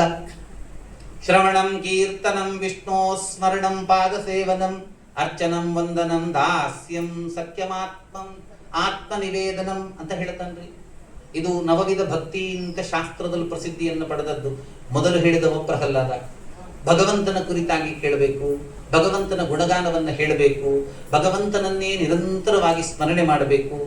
ಮತ್ತೆ ಶ್ರವಣಂ ಕೀರ್ತನಂ ವಿಷ್ಣು ಪಾದ ಸೇವನೆಯನ್ನ, ಭಗವಂತನ ಅಧಿಷ್ಠಾನ ಎಲ್ಲಿರ್ತದೆ ಅಲ್ಲೆಲ್ಲ ವಿಶೇಷವಾಗಿ ಪಾದ ಸೇವನೆ, ಅವನಿಗೆ ಅರ್ಚನೆ ಮಾಡಬೇಕು, ಅವನಿಗೆ ವಂದನೆ ಮಾಡಬೇಕು, ಅವನಲ್ಲಿ ದಾಸಭಾವವನ್ನು ತಾಳಬೇಕು. ಅರ್ಚನಂ ವಂದನಂ ದಾಸ್ಯಂ ಸಖ್ಯಂ, ಅವನು ನನ್ನ ಪರಮಮಿತ್ರ ಅಂತಕ್ಕಂಥ ಭಾವವನ್ನು ತಾಳಬೇಕು. ಮತ್ತೆ ಆತ್ಮ ನಿವೇದನಂ, ಅವನಿಗೆ ನನ್ನ ಸರ್ವಸ್ವವನ್ನೂ ಕೂಡ ಸಮರ್ಪಿಸಬೇಕು ಅನ್ನುವಂಥದ್ದನ್ನ ನಾನು ಕಲಿತೇವೆ. ಇಷ್ಟಾದ ಕೂಡಲೇ ಸಿಟ್ಟು ಬಂತು ಹಿರಣ್ಯಕಶಿಪುವಿಗೆ, ಏನು ಕಲಿಸಿದ್ದೀರೋ ನೀವು ಅಂತ ಬೈತಾನೆ. ಅವರು ಹೇಳ್ತಾರೆ, ಸ್ವಾಮಿ ನೈಸರ್ಗಿಕೀಯಂ ಮತಿರಸ್ಯ ರಾಜನ್ ಅಂತ ಹೇಳ್ತಾನೆ. ಇದು ಅವನ ಸ್ವಭಾವ, ನಾವು ಕಲಿಸಿದ್ದಲ್ಲ, ಅವನಿಗೆ ಹೆಂಗ ಬತ್ತೋ ಗೊತ್ತಿಲ್ಲ, ಇದು ಅವನ ಸ್ವಭಾವ. ನಾವು ಏನು ಕಲಿಸಿದ್ರು ಕೂಡ ಅದನ್ನು ಹೇಳೋದೇ ಇಲ್ಲ, ಇಂಥದ್ದೇ ಹೇಳ್ತಾನೆ. ಅವನು ಸಿಟ್ಟುಕೊಂಡು ಇಂಥ ಮಗು ಒಂದು ಕಾಲಲ್ಲಿ ಒಂದು ಯಾವುದೋ ಬೇಡದಿದ್ದ ಅನ್ವಾಂಟೆಡ್ ಗ್ರೋತ್ ಆಗಿರತಕ್ಕಂಥ ಯಾವುದೋ ಒಂದು ಅಂಗ, ಅದನ್ನು ಏನು ಮಾಡ್ತೇವೆ, ಕಟ್ಟು ಮಾಡಿ ತೆಗಿತೇವೆ. ಅದ್ರ ಹಾಗೆ ಅವ ಯೋಚನೆ ಮಾಡುತ್ತೇನೆ, ನಂದೇ ಮನೆಯಲ್ಲಿ ನಂದೇ ಸಂತಾನ ಆಗಿರ್ತಕ್ಕಂಥ ಈ ಮನುಷ್ಯ ನನಗೆ ವಿರುದ್ಧವನ್ನು ಆಚರಿಸ್ತಾನೆ, ಹೇಳಿದರೆ ಇವಾಗ ಇರಬಾರದು ಅಂತ ಹೇಳಿ ಅವನ ಸಂಹಾರಕ್ಕೆ ಆದೇಶ ಕೊಟ್ಟ. ನೋಡಿ, ನೀವು ನಂಬಲಿಕ್ಕಿಲ್ಲ, ಆನೆ ಕೆಳಗೆ ಕಾಲಿನ ಕೆಳಗೆ ಹಾಕುವಂಥದ್ದಾಯಿತು, ಪರ್ವತದಿಂದ ದುಡಿಸುವಂಥದ್ದಾಯಿತು, ಅಗ್ನಿ ಬೆಂಕಿಗೆ ಹಾಕುವಂಥದ್ದಾಯಿತು, ವಿಷವನ್ನು ಕೊಡುವಂಥದ್ದಾಯಿತು. ಮಗನ ಕುರಿತಾಗಿ ಮಾಟ ಮಾಡಿಸಿದ ಮೊದಲ ತಂದೆ ಯಾರು ಅಂತ ಹೇಳಿದ್ರೆ ಹಿರಣ್ಯಕಶಿಪು. ಮಾಟ ಮಾಡಿಸ್ತಾನಂತೆ. ಆವಿಚಾರಾವದಾತನೈ ಅಂತ ಹೇಳ್ತಾರೆ ಭಾಗವತ. ಆವಿಚಾರವನ್ನು ಮಾಡಿಸ್ತಾನವ ಮಗನನ್ನು ಕುರಿತಾಗಿ. ಹೆಂಗಾದ್ರೂ ಸರಿ, ಇವಾಗ ಕಣ್ಮರೆ ಆಗ್ಬೇಕು, ನಾನು ಕಣ್ಮುಂದಿಲ್ಲ ಅಂತ. ಏನಾದ್ರೂ ಸಂಹಾರ ಮಾಡಬೇಕು ಅಂತ ಬಯಸ್ತಕ್ಕಂಥ ಮಂದಿ ಎಷ್ಟು ದೊಡ್ಡವ ಬೇಕಿದ್ರೆ ಆಗಿರ್ಲಿ, ಆದರೆ ಸಂಹಾರವನ್ನವ ಯಾರದ್ದು ಸಂಹಾರ ಮಾಡಬೇಕು ಅಂತ ಬಯಸ್ತಾ ಇದ್ದಾನೆ, ಅವನನ್ನು ರಕ್ಷಣೆ ಮಾಡಬೇಕು ಅಂತ ಬಯಸಿದ ಶ್ರೀಮನ್ನಾರಾಯಣ ಎಲ್ಲರಿಗಿಂತ ದೊಡ್ಡವ ಅಲ್ವಾ, ಎಲ್ಲರಿಗಿಂತ ದೊಡ್ಡವ. ಅದರಿಂದ ರಕ್ಷೆ ಮಾಡಿದ. ಎಲ್ಲ ಆಯ್ತು, ಮತ್ತೆ ಪುನಃ ಆಶ್ರಮಕ್ಕೆ ಹೋಗುವಂಥದ್ದಾಗ್ತದೆ, ಅಲ್ಲಿ ಕೂರುವಂಥದ್ದಾಗ್ತದೆ. ಇಷ್ಟರವರೆಗೆ ಇವ ಒಬ್ಬ ಮಾತ್ರ ನಾರಾಯಣನ ಗುಣಗಾನವನ್ನ ಆ ಒಂದು ರೀತಿಯ ಗುಂಗಲ್ಲಿದ್ದವ, ಅವನ ಸಂಗಡಿಗರಿಗೂ ಸಹಪಾಠಿಗಳಿಗೂ ಕೂಡ ಅದನ್ನು ಹರಿಕತೆ ಪ್ರವಚನ ಎಲ್ಲ ಮಾಡ್ಲಿಕ್ಕೆ ಶುರು ಮಾಡ್ತಾರಂತೆ ಆಶ್ರಮದಲ್ಲಿ. ಇದನ್ನ ಕಂಡಂತಹ ಆ ಶಿಷ್ಯರು ಬಂದು ಹಿರಣ್ಯಕಶಿಪು ಹತ್ರ ಹೇಳ್ತಾರೆ, ನಿನ್ನ ಮಗ ಅವನು ಮಾತ್ರ ಹಾಳಾಗುವುದಲ್ಲದೆ ನಮ್ಮ ಗುರುಕುಲದ ಬಾಕಿ ಮಂದಿಯನ್ನು ಕೂಡ ಹಾಳು ಮಾಡ್ತಾ ಇದ್ದಾನೆ. ರಾಜನ್ನ ಇವನಿಗೆ ಏನ್ ಮಾಡಬೇಕು, ನೀನೇ ಮಾಡಬೇಕು, ನಾವು ಬಿಟ್ಟದ್ದಾಯ್ತು ಇವನನ್ನ ಅಂತ ಹೇಳಿ ತಂದ ಅರಮನೆಯಲ್ಲಿ ಒಪ್ಪಿಸ್ತಾರೆ. ರಾಜ ಹೇಳ್ತಾನೆ, ಎಲ್ಲಿಂದ ಬಂತು ನಿನಗೆ ಈ ಬಲ, ಯಾರು ಕೊಟ್ಟರು ನಿನಗೆ ಈ ತಾಕತ್ತನ್ನ? ನನ್ನ ಮುಂದೆ ನಾರಾಯಣನ ನಾಮಸ್ಮರಣೆ ಮಾಡತಕ್ಕಂತಹ ಆ ಒಂದು ರೀತಿಯ ಕುಕೃತ್ಯವನ್ನ ನನ್ನ ರಾಜ್ಯದಲ್ಲಿ ಯಾವ ಪ್ರಜೆಯೂ ಮಾಡ್ತಾ ಇಲ್ಲ, ನೀನು ಹೆಂಗ ಮಾಡ್ತಾ ಇದ್ದೀನಿ, ನಿನಗೆ ಎಲ್ಲಿಂದ ಬಂತು ಬಲ ಅಂತ ಕೇಳಿದಾಗ, ಸವೈ ಬಲಂ ಬಲಿನಾಂ ಚಾಪರೇಶಾಂ, ಹುಡುಗ ಹೇಳ್ತಾನೆ, ಅಪ್ಪ ನಿನಗೆ ನನಗೆ ಇಲ್ಲಿ ಉಳಿದ ಎಲ್ಲರಿಗೂ ಕೂಡ ಬಲವನ್ನ ಕೊಡುವ ಮಹಾಬಲಿ ಯಾರು ಗೊತ್ತಾ? ಶ್ರೀಮನ್ನಾರಾಯಣ. ಮತ್ತು ಸಿಟ್ಟು ಬಂತ್ರಿ, ಮತ್ತು ಸಿಟ್ಟು ಬಂತು. ಮತ್ತೆ ಅವನ ಹೆಸರೇ ಹೇಳ್ತೀಯ, ನೀನಿವತ್ತು ನನ್ನ ಕೈಯಲ್ಲಿ ಸಾಯ್ಲಿಕ್ಕೆ ಇಷ್ಟು ಮಾತಾಡೋದು ಅಂತ ಹೇಳ್ತಾರೆ. ನನ್ನ ಕೈಯಲ್ಲಿ ಸಾಯ್ಲಿಕ್ಕೆ ಇಷ್ಟು ಮಾತನಾಡೋದು ನೀನು. ಎಲ್ಲಿದ್ದ ನೀನು ಶ್ರೀಹರಿ? ವಾಸೌ ಯದಿಸ ಸರ್ವತ್ರ ಕಸ್ಮಾಸ್ತಂಭೇ ನ ದೃಶ್ಯತೆ. ಹಿರಣ್ಯಕಶಿಪು ಕೇಳಿದಾಗ ಪ್ರಹ್ಲಾದ ಹೇಳ್ತಾನೆ, ಶ್ರೀಮನ್ನಾರಾಯಣನ ಅಧಿಷ್ಠಾನ ಇಲ್ಲದ ಒಂದು ಜಾಗ ಉಂಟಪ್ಪ, ಎಲ್ಲಾ ಕಡೆಯಲ್ಲಿದ್ದಾನೆ. ಎಲ್ಲಾ ಕಡೆಯಲ್ಲಿದ್ದಾನ? ಎಲ್ಲ ಕಡೆ. ಈ ಕಂಬದಲ್ಲಿದ್ದಾನ? ಇದ್ದಾನೆ. ಯಾಕೆ ಕಾಣ್ತಾ ಇಲ್ಲ? ಟ್ರೈ ಮಾಡಿ ನೋಡು, ಕಾಣಬಹುದು. ಬಂದು ಬಡದದ್ ನೋಡಿ. ಮುಸ್ಸಂಜೆಯ ಹೊತ್ತು ಪೂರ್ತಿ ಕತ್ತಲೆ ಆಗಲಿಲ್ಲ, ಪೂರ್ತಿ ಬೆಳಕೂ ಇಲ್ಲ. ಮುಸ್ಸಂಜೆಯ ಹೊತ್ತು ಇಷ್ಟು ಹಿರಣ್ಯಕಶಿಪು ತನ್ನ ಮಗನಾಗಿರತಕ್ಕಂಥ ಪ್ರಹ್ಲಾದನಿಂದ ಇಷ್ಟು ಮಾತನ್ನ ಕೇಳಿದವ ಆ ದರ್ಬಾರ್ ತನ್ನ ಆಸ್ಥಾನದಲ್ಲಿದ್ದಂಥ ಒಂದು ಕಂಬಕ್ಕೆ ಬಡದ. ಏನಾಶ್ಚರ್ಯ, ಕಂಬದ ಒಳಗೆ ಒಂದು ರೂಪದಿಂದ ಭಗವಂತ ಹೊರಗೆ ಬಂದ. ಹಿರಣ್ಯಕಶಿಪು ನೋಡ್ತಾನೆ, ಪೂರ್ತಿ ಇವನನ್ನ ಪ್ರಾಣಿ ಅಂತ ಹೇಳಿದ್ರೆ ಪ್ರಾಣಿಯಲ್ಲ, ಮೇಲ್ಮುಖ ಸಿಂಹದ್ದು. ಪೂರ್ತಿ ಮನುಷ್ಯ ಅಂತ ಹೇಳಿದ್ರೆ ಮನುಷ್ಯ ಅಲ್ಲ, ಕೆಳಗಿನ ಭಾಗ ಮಾತ್ರ ಮನುಷ್ಯನದ್ದು. ಅತ್ತ ಕಡೆ ನರನೂ ಅಲ್ಲ, ಇತ್ತ ಕಡೆ ಸಿಂಹವೂ ಅಲ್ಲ. ಹೊಸದಾಗಿರತಕ್ಕಂಥ ಒಂದು ಅವತಾರ ತಾಳಿ ಬಂದ, ನರಸಿಂಹನಾಗಿ ಬಂದ ಅಂತ. ಯಾಕೆ ಬಂದ? ಸತ್ಯಂ ವಿಧಾತುಂ ನಿಜ ಭೃತ್ಯ ಭಾಷಿತಂ. ತನ್ನ ಭಕ್ತನಾಗಿರತಕ್ಕಂತಹ ಪ್ರಹ್ಲಾದನ ಮಾತನ್ನ ಸತ್ಯ ಮಾಡಬೇಕು ಅಂತ ಬಂದ. ತನ್ನ ಭಕ್ತನಾಗಿರತಕ್ಕಂಥ ಬ್ರಹ್ಮದೇವ ಕೊಟ್ಟದಲ್ಲ ವರ, ಕೊಟ್ಟದ್ ವರ ಯಾರು? ನೀನು ಹೇಳಿದ್ದಕ್ಕೆಲ್ಲ ತಥಾಸ್ತು ಅಂತ ಹೇಳಿದ್ದು ಯಾರು? ಬ್ರಹ್ಮದೇವ. ಆ ಬ್ರಹ್ಮದೇವನ ಮಾತನ್ನ ಸತ್ಯ ಮಾಡಬೇಕು ಅಂತ ಅದಕ್ಕೋಸ್ಕರ ಮತ್ತೆ ಈ ಅವತಾರವನ್ನ ತಾಳಿದ. ತನ್ನ ಭೃತ್ಯರು ನಿಜವಾಗಿ ಮೊದಲು ಈ ಇಡೀ ರಾಕ್ಷಸ ಅವತಾರವನ್ನ ರಾಕ್ಷಸ ಆಗಿ ಹುಟ್ಲಿಕ್ಕೆ ಕಾರಣ ಯಾರು? ತನ್ನ ಸೇವಕರಾಗಿರತಕ್ಕಂತಹ ಜಯ ವಿಜಯರು. ಆದ್ರಿಂದ ಅವರು ಇಲ್ಲಿಗೆ ಬಂದು ಅವರ ಒಂದಷ್ಟು ಜೀವನ ಅನ್ನುವಂಥದ್ದು, ಮೊದಲ ರಾಕ್ಷಸ ಜನ್ಮ ಅನ್ನುವಂಥದ್ದು ಮುಗಿಬೇಕಲ್ಲ, ಅದು ಸತ್ಯ ಮಾಡುವುದಕ್ಕೋಸ್ಕರವಾಗಿ ಸತ್ಯಂ ವಿಧಾತುಂ ನಿಜ ಭೃತ್ಯ ಭಾಷಿತಂ, ತನ್ನ ಸೇವಕರ ಮಾತು ಸತ್ಯ ಮಾಡುವುದಕ್ಕೋಸ್ಕರವಾಗಿ ಭಗವಂತ ಕಂಬದಿಂದ ಹೊರಗೆ ಬಂದ. ಎಲ್ಲರೂ ಕೂಡ ಬಂದು ಯುದ್ಧಕ್ಕೆ ಬರುವಂಥದ್ದಾಗ್ತದೆ. ಅದು ಯಾವುದೋ ಒಂದು ದೊಡ್ಡ ಆನೆಯ ಬಾಲದ ತುದಿಯ ಭಾಗಕ್ಕೆ ಒಂದಷ್ಟು ಸೊಳ್ಳೆಗಳು ಬಂದು ಆಕ್ರಮಣ ಮಾಡಿದ ಹಾಗೆ ನರಸಿಂಹನ ಮುಂದೆ ಈ ಎಲ್ಲ ಮಂದಿಗಳ ಆಕ್ರಮಣ ಅನ್ನುವಂಥದ್ದಾಯ್ತು. ನೋಡ್ತಾ ಇದ್ದಾನೆ ಹಿರಣ್ಯಕಶಿಪು, ಆಕ್ರಮಣ ಮಾಡ್ಲಿಕ್ಕೆ ಬಯಸ್ತಾ ಇದ್ದಾನೆ. ಮುಂದಕ್ಕೆ ಹೊರಟ್ರೆ ಬಗಲಲ್ಲಿ ಹಾಕಿ ನಾವೊಂದು ಬೆಕ್ಕನ್ನು ಕರ್ಕೊಂಡು ಹೋಗುವ ರೀತಿಯಲ್ಲೇ ಅವನನ್ನು ಹಿಂಗೆ ಕರ್ಕೊಂಡು ಹೋಗಿ ಹೊರಗೆ ಹೋಗ್ತಾ ಇದ್ದಾನೆ. ಎಲ್ಲ ನೋಡ್ತಾ ಇದ್ದಾರೆ. ನರಸಿಂಹ ದೇವರು ಉಂಚಿಪೋ ಅಂತ ಒಳ್ಳೆಯರು. ಬ್ರಹ್ಮದೇವರು ಹೇಳಿದಲ್ಲ ರೀ, ಮನೆಯ ಒಳಗೂ ಅಲ್ಲ ಹೊರಗೂ ಅಲ್ಲ. ಇದೀಗ ದರ್ಬಾರ್ನ ಮಧ್ಯದಲ್ಲಿದ್ದಾನೆ. ಕಂಬ ದರ್ಬಾರ್ನ ಒಳಗಿರೋದು, ಆಸ್ಥಾನದ ಒಳಗಿರೋದು. ಸೀದಾ ದ್ವಾರಕ್ಕೆ ಬಂದ. ನಮ್ಮ ಕೆಲವೊಂದು ಭಾವುಕ ಶಾಸ್ತ್ರಕಾರರು ಹೇಳ್ತಾರೆ, ಯಾಕೆ ದ್ವಾರಕ್ಕೆ ಬಂದ ಅಂತ ಕೇಳಿದ್ರೆ, ಮನೆಯ ಹೊರಗೂ ಅಲ್ಲ ಒಳಗೂ ಅಲ್ಲ ಒಂದು. ಮತ್ತೆ ಇನ್ನೊಂದು ಏನು ಗೊತ್ತ ಸಂಗತಿ, ದ್ವಾರದಲ್ಲಿ ಲಕ್ಷ್ಮಿ ಇದ್ದಾಳೆ, ನಾನು ಈ ಕೆಲಸಕ್ಕೆ ಲಕ್ಷ್ಮಿಯೂ ಕೂಡ ಸಹಾಯ ಮಾಡ್ಲಿ ಅಂತ. ಆದ್ರಿಂದಲ್ವರಿ ನಾವು ದಿವಸ ದ್ವಾರ ಬರೆಯೋದು. ದ್ವಾರ ಯಾಕೆ ಬರೀತೇವೆ? ಲಕ್ಷ್ಮೀ ಸನ್ನಿಧಾನ. ಎಷ್ಟೆಷ್ಟು ದೊಡ್ಡ ದೊಡ್ಡ ಸಂಗತಿಯನ್ನು ಹೇಳ್ತಾರೆ ನೋಡಿ. ನನ್ನ ಲಕ್ಷ್ಮಿಯ ಒಡನೆ ತಾನು ಪೂರ್ಣನಾಗಿ ಈ ಕೆಲಸ ಮಾಡಬೇಕು ಅಂತ ದೇವರು ಬಯಸುವಂತಿತ್ತು ಆ ಸಂಗತಿ ಅಂತ ಹೇಳಿ ದ್ವಾರದ ಕಡೆ ಹೋಗ್ತಾನೆ. ಕೂತ್ಕೊಂಡ. ಆ ಸಂಹಾರ ಬರೀ ನಖದಿಂದ. ಅವನು ಮೊದಲೇ ಕೇಳಿದ್ದ, ಯಾವ ಆಯುಧವೂ ನನ್ನ ಸಾವಿಗೆ ಕಾರಣ ಆಗಬಾರದು. ನರಸಿಂಹನಿಗೆ ಬೇರೆ ಆಯುಧ ಬೇಕಾ? ನಖಕ್ಕಿಂತ ದೊಡ್ಡ ಆಯುಧ ಏನು? ವಜ್ರದಂಷ್ಟ ನಖ, ವಜ್ರ ನಖದಂಷ್ಟಾಯುಧಾಯ ಅಂತ ಹೇಳಿ ಮುಂದಕ್ಕೆ ಆಗಮಶಾಸ್ತ್ರ ಹೇಳುತ್ತದೆ. ಅವನ ನಖವೇ ವಜ್ರ ತುಲ್ಯ. ಬಗೆದ ಅವನ ಹೃದಯವನ್ನ, ಕರಳನ್ನ ಮತ್ತು ಕುತ್ತಿಗೆ ಹಾಕೊಂಡ. ಆ ಸಿಟ್ಟು, ಆ ಕೋಪ ಉಂಟಲ್ಲ, ಗಡ ಗಡ ಗಡ ಗಡ ಗಡ ಗಡ ಅಂತ ನರಸಿಂಹ ನಡುಗ್ತಾ ಇದ್ದಾನ್ರಿ. ಅಖಿಲಾಂಡ ಕೋಟಿ ದೇವತೆಗಳು, ಬ್ರಹ್ಮಾಂಡದಲ್ಲಿದ್ದಂಥ ಎಲ್ಲ ದೇವತೆಗಳು ಈ ಭೀಕರ ದೃಶ್ಯವನ್ನ ನೋಡಿ ಭಯಭೀತರಾಗಿದ್ದಾರೆ ಅಂತ. ಎಲ್ಲ ಹೋಗಿ ಲಕ್ಷ್ಮಿ ಹತ್ರ ಹೇಳ್ತಾರೆ, ನಿಮಗೆ ಯಜಮಾನರಿಗೆ ಇಷ್ಟು ಸಿಟ್ಟು ಬಂದದ್ದು ನಾವು ನೋಡ್ಲಿಲ್ಲ ತಾಯಿ, ಸಮಾಧಾನ ಪಡಿಸು. ಲಕ್ಷ್ಮಿಯೂ ಕೂಡ ಸ್ವಲ್ಪ ಹೆದರಿದವಳಂತೆ ನಟಿಸ್ತಾಳೆ. ನಾನು ನಮ್ಮ ಯಜಮಾನರಿಗೆ ಇಷ್ಟು ಸಿಟ್ಟಾಗದು ನೋಡ್ಲಿಲ್ಲ ರೀ, ಇದು ಸ್ವಲ್ಪ ಕಷ್ಟ.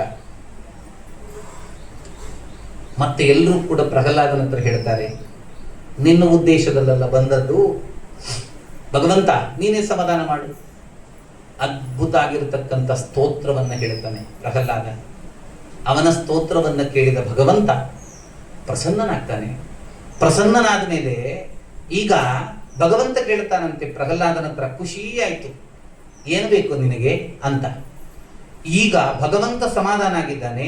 ಪ್ರಹ್ಲಾದನಿಗೆ ಸಿಟ್ಟು ಬರ್ತದೆ. ಪ್ರಹ್ಲಾದ ಕೇಳ್ತಾನೆ ಭಗವಂತನ ಹತ್ರ, ಏನಯ್ಯ ನಿನ್ನ ಸ್ತೋತ್ರ ಮಾಡಿದ್ದು, ನಿನ್ನ ಸ್ಮರಣೆ ಮಾಡಿದ್ದು, ನಿನ್ನ ಶ್ಲೋಕ ಹೇಳಿದ್ದು ನೀನು ಏನಾದರೂ ಕೊಡ್ತಿ ಅಂತಲೋ, ನಾನು ವ್ಯಾಪಾರ ಮಾಡ್ತಾ ಇದ್ದೇನೆ ಅಂತ ತಿಳ್ಕೊಂಡಿದ್ದೀಯ? ನಿನಗೆ ಖುಷಿ ಆಗ್ಲಿ ಅಂತ ನಾನು ಶ್ಲೋಕ ಹೇಳೋದು, ನನ್ನ ಶ್ಲೋಕದಿಂದ ಖುಷಿಯಾಗಿದ್ದೀನಿ ನನಗೆ ವರ ಕೊಡೋದು, ಇದು ವ್ಯಾಪಾರ ಮಾಡ್ತಕ್ಕಂಥ ಮಂದಿಗಳ ಸಂಗತಿ. ನಾನು ವ್ಯಾಪಾರ ಮಾಡ್ತಾ ಇಲ್ಲ.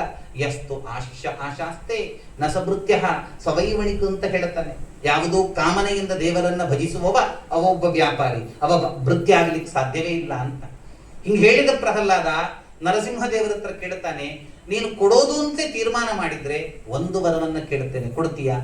ಏನು? ಕಾಮಾನಾಂ ಕೃತ್ಯ ಸಂರೋಹಂ ಭವತಸ್ತು ವೃಣೇವರಂ ಅಂತ. ಭಗವಂತ ಎಲ್ಲ ತದೇಕ ಚಿತ್ತದಿಂದ ಪ್ರಹ್ಲಾದನ ಹತ್ರ ನೋಡ್ತಾ ಇದ್ದಾರೆ. ಏನು ಕೇಳಬಾರದು, ನನ್ನನ್ನು ವ್ಯಾಪಾರ ಅಂತ ತಿಳ್ಕೊಂಡಿದ್ಯಾ ಅಂತ ಮಾತನಾಡಿದ ಪ್ರಹ್ಲಾದ, ಏನ್ ಕೇಳಬಹುದೀಗ ಅಂತ ನರಸಿಂಹದೇವರ ಮುಂದೆ ಈ ಹುಡುಗ ಕೇಳುವಂಥದ್ದು ಏನಾಗಿರ್ಬೋದು ಅಂತ ಯೋಚನೆ ಎಲ್ಲರೂ ಕೂಡ ಪ್ರಹ್ಲಾದನನ್ನು ನೋಡ್ತಾ ಇರುವಾಗ ಪ್ರಹ್ಲಾದ ಏನು ಕೇಳುತ್ತಾನೆ ಗೊತ್ತಾ? ಇನ್ನು ಯಾವತ್ತು, ಇವತ್ತು ಅಂತಲ್ಲ, ನನ್ನ ಜೀವನದಲ್ಲಿ ಇನ್ನು ಯಾವತ್ತೂ ಕೂಡ ನಿನ್ನಲ್ಲಿ ಏನೂ ಬಯಕೆಯನ್ನ ಕೇಳದಂತಹ ಮನಸ್ಥಿತಿ ನನಗೆ ಸರ್ವದಾ ಪ್ರಾಪ್ತ ಆಗಲಿ ಅಂತ ವರ ಕೊಡು ಅಂತ ಕೇಳ್ತಾನೆ. ಇವತ್ತು ಅಂತಲ್ಲ, ಯಾವತ್ತೂ ನಿನ್ನ ಹತ್ರ ನಾನು ಏನು ಬೇಡಬಾರದು ಅಂಥ ವರ ಕೊಡು. ತಥಾಸ್ತು ಅಂತ ಹೇಳಿದ. ಇನ್ನು ಒಂದು ವರ ಕೇಳ್ತೇನೆ, ನನ್ನ ಉದ್ದೇಶದಲ್ಲ, ನನಗೆ ಸಂಬಂಧಪಟ್ಟ ವ್ಯಕ್ತಿಯ ಉದ್ದೇಶದಲ್ಲಿ ಕೊಡ್ತೀಯ ಭಗವಂತ, ಕೇಳೋ ಕಂದ ಅಂತ ಹೇಳಿದ ನರಸಿಂಹ. ಅವನು ಏನು ಕೇಳ್ತಾನೆ ಗೊತ್ತಾ? ಪಿತಾಮೇ ದುಸ್ತರಾತ್ ಅಘಾತ್, ನನ್ನ ಅಪ್ಪ ನಿನ್ನನ್ನು ಅನನ್ಯವಾಗಿ ದ್ವೇಷ ಮಾಡಿದ, ಅದರ ಕಾರಣದಿಂದ ಅವನಿಗೆ ಅಂದಂತಮಸ್ಸು ಕಟ್ಟಿಟ್ಟ ಬುದ್ಧಿ. ಆದರೆ ಭಗವಂತ ಎಷ್ಟಾದರೂ ಅವನನ್ನ ತಂದೆಯಲ್ವಾ, ಅವನು ನರಕಕ್ಕೆ ಹೋಗುವುದು ನಾನು ಹೇಗೆ ಸಗಿಸ್ಲಿ? ನನ್ನ ಅಪ್ಪನಿಗೆ ಅನುಗ್ರಹ ಮಾಡ್ತೀಯ, ಅವನಿಗೆ ಸದ್ಗತಿ ಕೊಡ್ತೀಯ ಅಂತ ನರಸಿಂಹದೇವರು ಏನು ಹೇಳ್ತಾರೆ ಗೊತ್ತಾ? ನಿನ್ನಂತ ಮಗನನ್ನ ಯಾವಾಗ ನಿನ್ನ ತಂದೆ ಪಡೆದ ಆವತ್ತೇ ಅವನಿಗೆ ಮೇಲಿನ ಲೋಕ ಅನ್ನುವಂಥದ್ದು ಕಟ್ಟಿಟ್ಟ ಬುದ್ಧಿಯಪ್ಪ, ಹೆದರಬೇಡ ಅಂತ ಹೇಳ್ತಾನೆ. ಹಿಂಗೆ ಆಶೀರ್ವಾದ ಮಾಡಿ ಆಗ ಹೇಳಿದ ಹಾಗೆ ಮತ್ತೆ ಬ್ರಹ್ಮದೇವರ ಹತ್ರ ಇಂಥ ವರವನ್ನ ಕೊಡುವಾಗ ಸ್ವಲ್ಪ ಆಲೋಚನೆ ಮಾಡುವಂತೆ ಹೇಳುವಂಥದ್ದಾಗ್ತದೆ. ಗಜೇಂದ್ರನ ಕತೆ, ತಾಪಸ ಮನ್ವಂತರದ ಒಂದು ಕತೆ. ಹಹ ಮತ್ತೆ ಹುಹು ಅಂತ ಇಬ್ಬರು ಗಂಧರ್ವರು ಒಂದ್ಸರ್ತಿ ಏನು ಮಾಡುತ್ತಾರೆ ಹೇಳಿದ್ರೆ, ನದಿಯನ್ನು ಸ್ನಾನ ಮಾಡ್ತಾ ಇದ್ದಂತಹ ಕೃಷಕಾಯರಾದ ದೇವಲ ಮಹರ್ಷಿಗಳನ್ನ ನೋಡಿ, ಇವರಿಗೆ ಇವತ್ತು ಹೆದರಿಕೆ ಕಟ್ಟಿಸ್ಬೇಕು, ಇವರನ್ನ ಹೆದರುವಂಥದ್ದನ್ನು ನೋಡಿ ನಾವು ಖುಷಿ ಪಡಬೇಕು ಅಂತ, ವಿನೋದ ಮಾಡಬೇಕು ಅಂತ ಹೇಳಿ ಹಹ ಅನ್ನುವಂಥವ ಒಂದು ಆನೆ ಆಗ್ತಾನೆ, ಹುಹು ಅನ್ನುವಂಥವ ಒಂದು ಮೊಸಳೆ ಆಗ್ತಾನೆ. ಮೊಸಳೆ ನೀರಿನಲ್ಲಿ ಬಂದು ತಪಸ್ ಮಾಡ್ತಾ ಇದ್ದಂಥ ದೇವಳರ ಮುಂದೆ ಬಾಯಿ ತೆರೀತದೆ. ನೋಡ್ತಾರೆ, ಹೆದರು ವಾಪಸ್ ದಡಕ್ ಬರ್ತಾರೆ. ದಡಕ್ ಬಂದ್ರೆ ಈ ಹಹ ಅನ್ನತಕ್ಕಂಥ ಗಂಧರ್ವ ಆನೆಯಾಗಿ ಅವರನ್ನ ಆಡಿಸಿ ಆಡಿಸಿ ಬಿಟ್ಟು ಬಿಡುವಂಥದ್ದಾಗ್ತದೆ. ಹೆದರಿ ಬಿಟ್ರು ಪಾಪ. ಕಣ್ಣು ಮುಚ್ಚುತ್ತಾರೆ, ಒಳಗಣ್ಣಿಂದ ನೋಡುತ್ತಾರೆ, ಅರೆ ಎರಡು ಗಂಧರ್ವರ ಕಾರ್ಯಕ್ರಮ ಇದು ಗೊತ್ತಾಯ್ತು. ಒಂದು ಒಳ್ಳೆ ವ್ಯಕ್ತಿತ್ವದ ವ್ಯಕ್ತಿಯಾಗಿರ್ಬೇಕಾದಂಥ ನಿಮಗೆ ಇಂಥ ದುರ್ಬುದ್ಧಿ ಬಂದದ್ದ? ಯಾವ ವೇಷದಿಂದ ನನಗೆ ನೀವು ಬಂದು ಉಪದ್ರ ಕೊಟ್ಟಿದ್ದೀರಿ, ಅದೇ ಜನ್ಮವನ್ನ ತಾಳಿ ಅಂತ ಶಾಪ ಕೊಟ್ಟ. ಹಹ ಅನ್ನತಕ್ಕಂಥವ ರಾಜನಾಗಿ ಮತ್ತೆ ಆನೆಯಾಗ್ತಾನೆ. ಪಾಂಡ್ಯ ದೇಶದ, ತಮಿಳುನಾಡು ಪಾಂಡ್ಯ ದೇಶದಲ್ಲಿ ರಾಜನಾಗ್ತಾನೆ. ಇಂದ್ರದ್ಯುಮ್ನ ಅನ್ನತಕ್ಕಂಥ ಹೆಸರಿನ ರಾಜನಾಗ್ತಾನೆ. ಒಂದ್ಸರ್ತಿ ಪೂಜೆ ಮಾಡುತ್ತಾ ಇರುವಾಗ ಋಷಿಗಳು ಬರ್ತಾರೆ, ಬಂದದ್ದನ್ನು ಗಮನಿಸ್ತಿಲ್ಲ. ಗಮನಿಸದೇ ಇರತಕ್ಕಂಥ ಹೊತ್ತಲ್ಲಿ ಅವರು ಶಾಪ ಕೊಡ್ತಾರೆ, ನೀನು ಆನೆಯಾಗುವಂತ, ಮತ್ತು ಪುನಃ ಅವ ಆನೆಯಾಗಿ ಹುಟ್ಟುವಂಥದ್ದಾಗ್ತದೆ. ಎಲ್ಲಿ ಹುಟ್ಟುತ್ತಾರೆ? ತ್ರಿಕೂಟ ಅನ್ನತಕ್ಕಂಥ ಒಂದು ಪರ್ವತದಲ್ಲಿ ಒಂದು ಬಹಳ ಚೆನ್ನಾಗಿರ್ತಕ್ಕಂತಹ ಒಂದು ಉದ್ಯಾನ ವನ ಇತ್ತಂತೆ. ಅಲ್ಲಿ ಒಂದು ಸರೋವರ. ಆ ಸರೋವರದಲ್ಲಿ ಹುಹು ಅನ್ನತಕ್ಕಂಥವ ಮೊಸಳೆಯಾಗಿದ್ದಾನೀಗ. ಹಹ ಅನ್ನತಕ್ಕಂಥವ ಅದೇ ಪರಿಸರದಲ್ಲಿದ್ದ ಅನೇಕ ಆನೆಗಳ ಒಂದು ಪಂಗಡಕ್ಕೆ ಅವ ನಾಯಕನಾಗಿದ್ದ. ಗಜೇಂದ್ರವ, ಗಜ ಅಲ್ಲ ಗಜೇಂದ್ರ, ಗಜಗಳ ಪಡೆಗೆ ಒಡೆಯನಾಗಿದ್ದ. ಒಂದ್ಸರ್ತಿ ನೀರು ಕುಡಿಬೇಕು ಅಂತ ಬಂದ. ನೀರಿಗೆ ಬಾಯಿ ಹಾಕಿ ನೀರು ಕುಡಿಬೇಕು ಅಂತಾದಾಗ ಆ ಸರೋವರದಲ್ಲಿದ್ದ, ದೊಡ್ಡ ಸರೋವರ ಅದು, ಸರೋವರದಲ್ಲಿದ್ದ ಮೊಸಳೆ ಗಜೇಂದ್ರನ ಕಾಲು ಹಿಡಿತದೆ ನೋಡಿ. ಎಳಿತದೆ ಎಳಿತದೆ. ನೀರಲ್ಲಿ ಮೊಸಳೆಗೆ ಆನೆಗಿಂತ ಜಾಸ್ತಿ ಬಲ. ಎಳಿತದೆ ಎಳಿತದೆ ಎಳಿತದೆ. ಸಾವಿರ ವರ್ಷ ಈ ಯುದ್ಧ ನಡೀತದೆ ಅಂತ ಭಾಗವತ ಹೇಳುತ್ತದೆ. ಅಂತೂ ಆಗ್ತಾ ಉಂಟು. ಮಕರ ಈಚಕ್ಕೆ ಎಳೆಯೋದು, ಕರಿ ಅಂದ್ರೆ ಆನೆ ತಾನು ಬದುಕಬೇಕು ಅಂತ ಬಯಸೋದು. ಈಗ ಆಗ್ತಾ ಇದೆ ರೀ, ಆನೆ ನೋಡ್ತಾ ಇದೆ, ಈ ದಡದಲ್ಲಿದ್ದಂತಹ ತನ್ನ ಹೆಂಡತಿ, ತನ್ನ ಮಕ್ಕಳು, ತನ್ನ ಸಂಗಡಿಗರು, ತನ್ನ ಬಂಧುಗಳೆಲ್ಲ ಇದ್ದಾರಲ್ಲ, ಎಲ್ಲರೂ ಕೂಡ ಇವರು ಯುದ್ಧ ನೋಡಿದ್ದು ಒಂದು ಮುಗಿಪ್ರಿ ಮಾರ್ರೆ ನಾವು ಪೋಯಿ ನಂಗೆ ಬಡವಾಪ್ರಿ ಅಂತ ಹೇಳಿದ್ದು ಹೊರಟದ್ದು ಆನೆಗಳೆಲ್ಲ.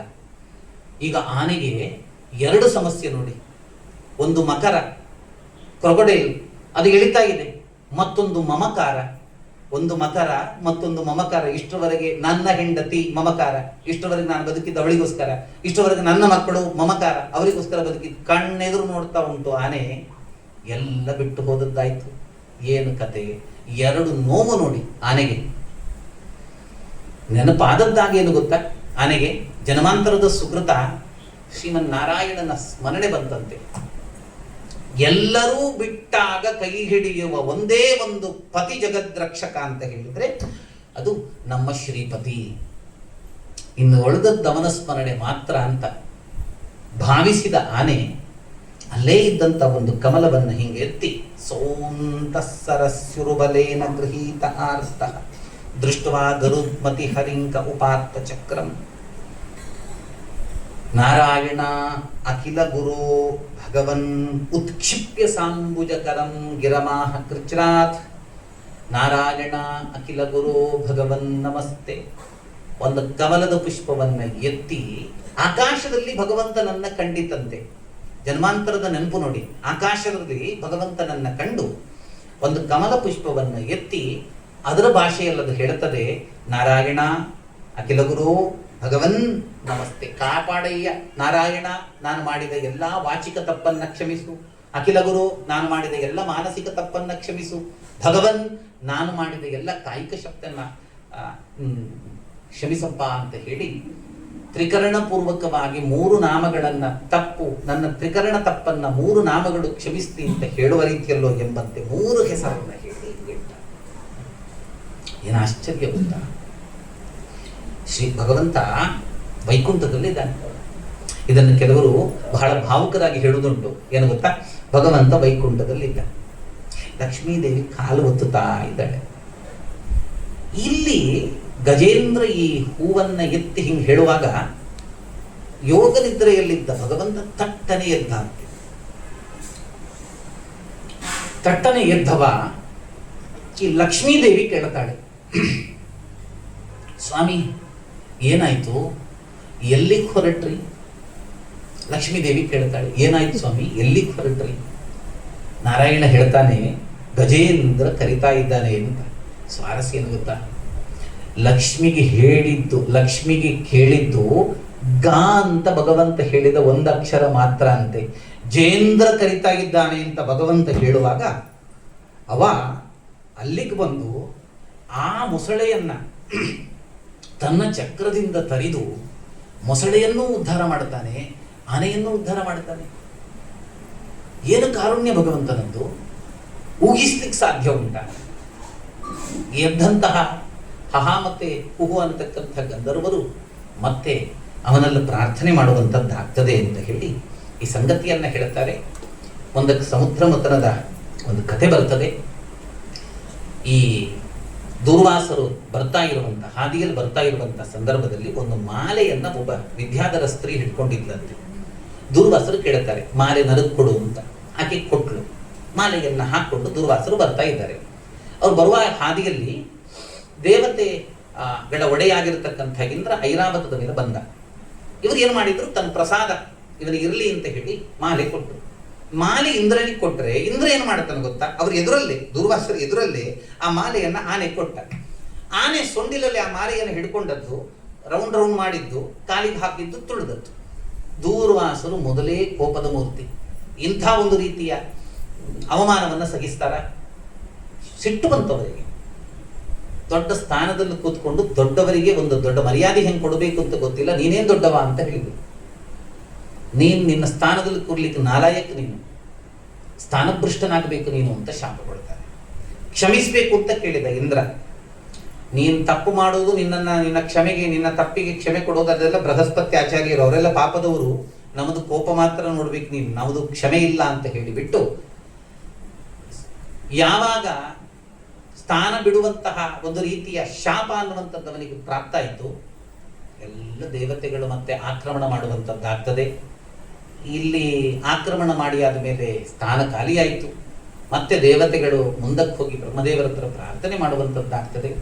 ಇದೆಲ್ಲ ಮಾಡಿ ಆದ್ಮೇಲೆ ಭಗವಂತ ಒಂದು ಸಂಗತಿಯನ್ನ ಹೇಳ್ತಾನೆ, ಸೂಚ್ಯವಾಗಿ ಒಂದು ಕತೆ ಹೇಳ್ತೇನೆ, ಹಿಂಗೆ ನೀವು ಮಾಡ್ರಿ ಅಂತ. ಏನ್ ಕತೆ? ಒಂದು ಹಾವಾಡಿಗ ಇದ್ದ. ದಿವಸ ತನ್ನ ಹಾವಿಗೆ ಒಂದೊಂದೇ ಇಲಿಯನ್ನು ಹಾಕ್ತಾ ಇದ್ದ. ಒಂದೊಂದೇ ಇಲಿಯನ್ನು ತಿಂತ ಹಾವು ಒಂದು ದಿವಸ ಯೋಚನೆ ಮಾಡುತ್ತದೆ, ನಾನು ಈ ಇಲಿಯನ್ನೇ ಹಿಡ್ಕೊಂಡು ಇದೊಂದು ಹೊರಗೆ ಬರತಕ್ಕಂಥ ಕೆಲಸವನ್ನು ಮಾಡಬೇಕು ಅಂತ.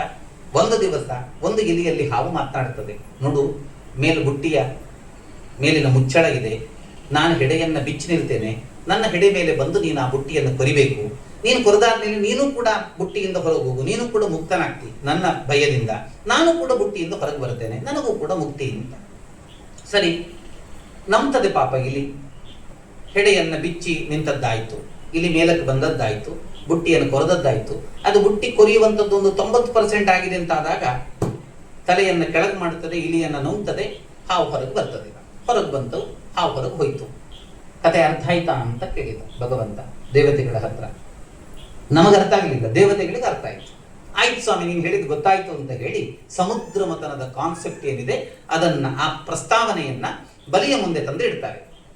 ಗಲಾಟೆ ಮಾಡ್ತಾರೆ ದೇವತೆಗಳೆಲ್ಲ, ಇವ್ರು ಎಂಥದ್ದು ಗಲಾಟೆಗೆ ಬಂದದ್ದು ಅಂತ. ಆದ್ರೆ ಒಳ್ಳೆ ಮಾತು ಹೇಳ್ತಾರೆ, ಯಾವತ್ತೂ ಕೂಡ ಯಾಕೆಯೇ ಜಗಳ, ನಾವು ನೀವು ಅಣ್ಣ ತಮ್ಮಂದ್ರಲ್ವಾ, ಈ ಹಾವು ಮಾತನಾಡಿದ ಹಾಗೆ ನಾವು ನೀವು ಅಣ್ಣ ತಮ್ಮಂದ್ರಲ್ವಾ, ಯಾಕೆ ಜಗಳ? ಮತ್ತೆ ನೋಡು, ಅಮೃತ ಮಥನಕ್ಕೆ ನಾವು ಕೆಲಸ ಮಾಡುವ, ಅಮೃತ ಸಿಕ್ಕಿ ಆದ್ಮೇಲೆ ನಮಗೂ ಕೂಡ ಸಾವಿಲ್ಲ, ನಿಮಗೂ ಕೂಡ ಸಾವಿಲ್ಲ. ಯಾವಾಗ ಎರಡು ವ್ಯಕ್ತಿಗೆ ಸಾವೇ ಇಲ್ಲ, ಆಗ ಜಗಳ ಯಾಕಾಗ್ತದೆ? ಜಗಳ ಆಗ್ಲಿಕ್ಕೆ ಚಾನ್ಸೇ ಇಲ್ಲ. ಆದ್ರಿಂದ ಅದಕ್ಕೋಸ್ಕರ ಮಾಡುವ ಅಂತ ಹೇಳಿ ಮಂದರ ಪರ್ವತವನ್ನ ಕಡೆಗೋಲಾಗಿ ತೀರ್ಮಾನ ಮಾಡಿ, ಮತ್ತೆ ಸಮುದ್ರದಲ್ಲಿ ಅದನ್ನು ಇಡುವಂಥದ್ದು, ಮತ್ತೆ ವಾಸುಕಿಯನ್ನ ರಜ್ಜು ಒಂದು ಹಗ್ಗದ ರೀತಿಯಲ್ಲಿ ಕಟ್ಟುವಂಥದ್ದು ಅಂತ ತೀರ್ಮಾನ. ಮಂದರ ಪರ್ವತ ತರುವಾಗ ಗರುಡ ಒಪ್ಕೊಳ್ತಾನಂತೆ, ನನ್ನ ಹೆಗಲಲ್ಲಿಡಿ, ನಾನು ತರ್ತೇನೆ ಅಂತ. ದೇವತೆಗಳೆಲ್ಲ ಸ್ವಲ್ಪ ಆಚೀಚೆ ಮಾಡ್ಲಿಕ್ಕೆ ಹೋಗುವಾಗ ಜಾರ್ತದೆ, ಜಾರುವಾಗ ಅದನ್ನ ಸರಿ ಇಟ್ಟವು ಮತ್ತು ಭಗವಂತ ಅಂತ. ಹಂಗಾಯ್ತು, ಮಂದರ ಪರ್ವತವನ್ನು ಇಟ್ಟದ್ದಾಯ್ತು. ದೇವತೆಗಳು ಅಸುರರು ಇಬ್ಬರೂ ಕೂಡ ಎರಡೆರಡು ಪಕ್ಷದಲ್ಲಿ ಅದನ್ನು ಎಳಿತಾರೆ, ಮಥನ ಮಾಡುತ್ತಾರೆ. ಒಂದೊಂದೇ ವಸ್ತುಗಳು ಉತ್ಪತ್ತಿ ಆಗ್ತದೆ, ಒಬ್ಬೊಬ್ಬರು ಅದರ ಸ್ವಾಮ್ಯವನ್ನು ಪಡ್ಕೊಳ್ತಾರೆ. ಕಲ್ಪವೃಕ್ಷ, ಕಾಮಧೇನು, ಅಪ್ಸರಾ ಸ್ತ್ರೀಗಳು ಇತ್ಯಾದಿಗಳೆಲ್ಲ ಬರುವಂತದ್ದಾಗ್ತದೆ. ಒಬ್ರೊಬ್ರು ತಾವದನ್ನು ಹಿಡ್ಕೊಳ್ಳುವಂತದ್ದಾಗ್ತದೆ. ಉಚ್ಚೇಶ್ವರ ಅನ್ನತಕ್ಕಂಥ ಕುದುರೆ. ಹಿಂಗ ಬರ್ತಾ ಬರ್ತಾ ಇರುವಾಗ ಲಕ್ಷ್ಮೀದೇವಿಯು ಕೂಡ ಬರ್ತಾಳೆ. ಲಕ್ಷ್ಮೀದೇವಿ ಮಾಲೆಯನ್ನು ಹಿಡ್ಕೊಂಡೇ ಬಂದಿದ್ಲು. ನಾರಾಯಣನ್ ಕೊರಳಿಗೆ ಹಾಕ್ತಾಳೆ. ಅದೇ ನಮ್ಮ ಲಕ್ಷ್ಮೀ ಶೋಭಾನೆ ಹೇಳಿದ್ರೆ ಅದೇ ಲಕ್ಷ್ಮೀ ಶೋಭಾನೆ ಇಡೀ ಸಮುದ್ರ ಮಥನದ ಕಥೆಯಲ್ಲೇ ಬಂದಂಥದ್ದು. ವಾದಿರಾಜ ಗುರು ಸಾರ್ವಭೌಮರು ಅದನ್ನ ಕನ್ನಡೀಕರಿಸ್ತಾ ನಮ್ಮ ಮುಂದೆ ಇಟ್ಟಂಥದ್ದು. ನಿತ್ಯ ಹೇಳಬೇಕು ನೋಡಿ, ನಿತ್ಯ ಮತನ ಆಗ್ಬೇಕು, ಅದು ನಿತ್ಯ ಹೇಳಬೇಕು ಅಂತ. ಈಗ ಏನಾಗಿದೆ ಹೇಳಿದ್ರೆ, ಮಂದರ ಪರ್ವತವನ್ನ ಹಿಂಗ ಮತನ ಮಾಡ್ತಾ ಇರುವಾಗ ಆ ಕುಸಿಲಿಕ್ ಪ್ರಾರಂಭ ಆಗ್ತದೆ. ದೊಡ್ಡ ಪರ್ವತ, ಲಕ್ಷ ಯೋಜನ ಅಷ್ಟು ದೊಡ್ಡ ಪರ್ವತವನ್ನ ಕುಸಿಲಿಕ್ ಪ್ರಾರಂಭ ಆದಾಗ ಯಾರು? ಆಗ ಭಗವಂತ ಕೂರ್ಮಾವತಾರವನ್ನು ತಾಳ್ತಾನೆ. ಅವನ ಮೇಲೆ ಮಂದರ ಪರ್ವತ ಇರುವಂತದ್ದಾಗ್ತದೆ. ಅವನು ತನ್ನ ದೊಡ್ಡ ಶರೀರವನ್ನ ಆ ಮಂದರ ಪರ್ವತಕ್ಕೆ ಆಧಾರವಾಗಿ ಇಟ್ಟದ್ರಿಂದ ಆ ಸಮುದ್ರ ಮಥನ ಕಾರ್ಯಕ್ರಮ ಸಾಂಗಾತಿ ಸಾಗ್ತದೆ. ಮಥನ ಮುಂದುವರಿತಾ ಇದೆ.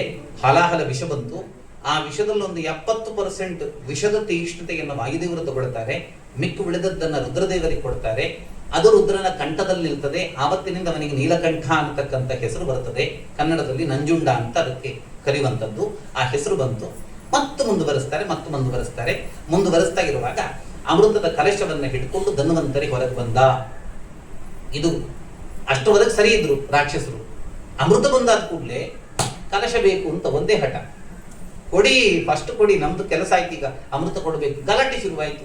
ಗಲಾಟೆ ಶುರುವಾದಾಗ ಇದಿನ್ನು ಒಳ್ಳೆಯದ್ರಲ್ಲಿ ಮುಗಿಯೋದಿಲ್ಲ ಅಂತ ಭಾವಿಸಿದ ದೇವತೆಗಳು, ಅದರ ಸ್ವಾಮಿಯಾಗಿರುತ್ತ ಪ್ರಾರ್ಥಿತನಾದಂತಹ ಭಗವಂತ ಮೋಹಿನಿ ಅವತಾರವನ್ನ ತಾಳ್ತಾರೆ. ಮೋಹ ಮಾಡ್ತಕ್ಕಂಥ ಅವತಾರ. ಎಷ್ಟು ಚಂದ ಇದ್ದ ಅಂತ ಹೇಳಿದ್ರೆ ಭಗವಂತ ಹೆಣ್ಣು ರೂಪವನ್ನ ಹೊತ್ಕೊಂಡು ಬಂದಿದ್ದು. ಹೆಣ್ಣು ರೂಪವ ಕಂಡು ಕನ್ಯೆ ಮಹಾಲಕ್ಷ್ಮಿ ಇವಗನ್ಯದೇಕೆಂದು ಬೆರಗಾದಳು ಅಂತ ಶೋಭಾನೆಯಲ್ಲೇ ಹೇಳ್ತಾರೆ ರಾಜರು. ಅಷ್ಟು ಚಂದ, ಎಷ್ಟು ಚಂದ ಇದ್ದ ಹೇಳಿದ್ರೆ ಲಕ್ಷ್ಮೀದೇವಿ ಆಕೆ ಸುರಸುಂದರಿ. ಆಕೆ ಹೇಳ್ತಾಳೆ, ಆಕೆ ಎಣಿಸ್ತಾಳೆ, ಏತ್ತು ಪೊರ್ಲಿ ಹಿಂಗೆ ಕುಡುಂಜಿ ಬೋಡ ಅಂತ. ಎಷ್ಟು ಚಂದ ಇದ್ದಾನಿವ, ಅಷ್ಟು ಚಂದದ ರೂಪ. ಲಕ್ಷ್ಮೀದೇವಿಗೆ ಹಿಂಗೆ ಕಾಣಬೇಕಿದ್ರೆ ರಾಕ್ಷಸರ ಪಾಡೇನು, ಎಲ್ಲರೂ ಅಮೃತ ಕಲಶ ಬಿಟ್ಟರು ಇವಳ ಹಿಂದೆ ಹೋಗ್ಲಿಕ್ಕೆ ಪ್ರಾರಂಭ ಮಾಡಿದ್ರು. ನೀನೇ ಬಟವಾರ ಮಾಡು, ನೀನೇ ಪಾಲ್ ಮಾಡು ಅಂತ ಹೇಳುವಂಥದ್ದು. ಪಾಲ್ ಮಾಡಬೇಕಿದ್ರೆ ಹಿಂಗಿದ್ದಾಗ ಏಕ್ದಮ್ ಅವಳನ್ನೇ ನೋಡ್ತಾ ಇದ್ರಂತೆ ರಾಕ್ಷಸರು. ನೀವು ಹೀಗೆ ನೋಡಿದ್ರೆ ನಾವು ಹೇಗೆ ಪಾಲ್ ಮಾಡ್ಲಿ ಅಂತ. ಸರಿ, ಅವ್ರ ಕಣ್ಣು ತಪ್ಪಿಸ್ತಾಳೆ. ಯಾರಿಗೆ ನಿಜವಾಗಿ ಸೇರಬೇಕಿತ್ತು ಅವ್ರಿಗೆ ಸೇರುವಂತದ್ದಾಗ್ತದೆ ಅಮೃತ. ಇವ್ರ ಬಾಯಿ ತೆರೆದಿದ್ದದ್ದೇ ಸರಿ, ಇವ್ರಿಗೆ ಸಿಗ್ಲೇ ಇಲ್ಲ. ನಮ್ಗೆ ನಿಜವಾಗಿ ಸಂಶಯ ಬರ್ತದೆ, ಅಲ್ರಿ ಕೆಲಸ ಇಬ್ರು ಮಾಡಿದಾರಲ್ಲ, ಪಗಾರ ಸರಿ ಕೊಡ್ಬೇಕಲ್ಲ ಇಬ್ರಿಗೂ. ಯಾಕೆ ಭಗವಂತ ದೇವತೆಗಳಿಗೆ ಮಾತ್ರ ಅಮೃತವನ್ನ ಕೊಟ್ಟದ್ದು, ರಾಕ್ಷಸರಿಗೆ ಯಾಕೆ ಕೊಡ್ಲಿಲ್ಲ? ಯಾಕೆ ಹೇಳಿದ್ರೆ ಸತ್ವ ಪ್ರಚುರ ಗುಣದ ದೇವತೆಗಳಿವರಾದದ್ರಿಂದ, ಭಗವಂತನ ಪಾದ ಕಮಲದಲ್ಲಿ ರತಿಯನ್ನ ಆಸಕ್ತಿಯನ್ನ ಹೊಂದಿದ್ರಿಂದ, ಧರ್ಮ ಮತ್ತೆ ನೈಷ್ಠಿಕ ಚರ್ಯೆ ಅವರದಾದದ್ರಿಂದ ಅವರಿಗೆ ಅಮೃತ ಸಿಕ್ಕಿತು. ಇದು ಯಾವುದೂ ಇಲ್ಲದೆ ಇದ್ದದ್ರಿಂದ ದೈತ್ಯಾನ್ನ ಅಂತ ಹೇಳಿ, ಮತ್ತೆ ದೈತ್ಯರಿಗೆ ಆ ಅವಕಾಶ ಇಲ್ಲ ಅಂತ ಹೇಳಿ ಈ ಸಂಗತಿಯನ್ನು ಹೇಳುವಂಥದ್ದಾಗ್ತದೆ. ಮತ್ತೆ ನಾಳೆ ನಾವು ಸೇರುವಾಗ ಮುಂದಿನ ಭಾಗವನ್ನು ಮುಂದುವರಿಸೋಣ ಅಂತ ಹೇಳ್ತಾ ಶ್ರೀ ಹರಿಕೃಷ್ಣ ಅರ್ಪಣಮಸ್ತು.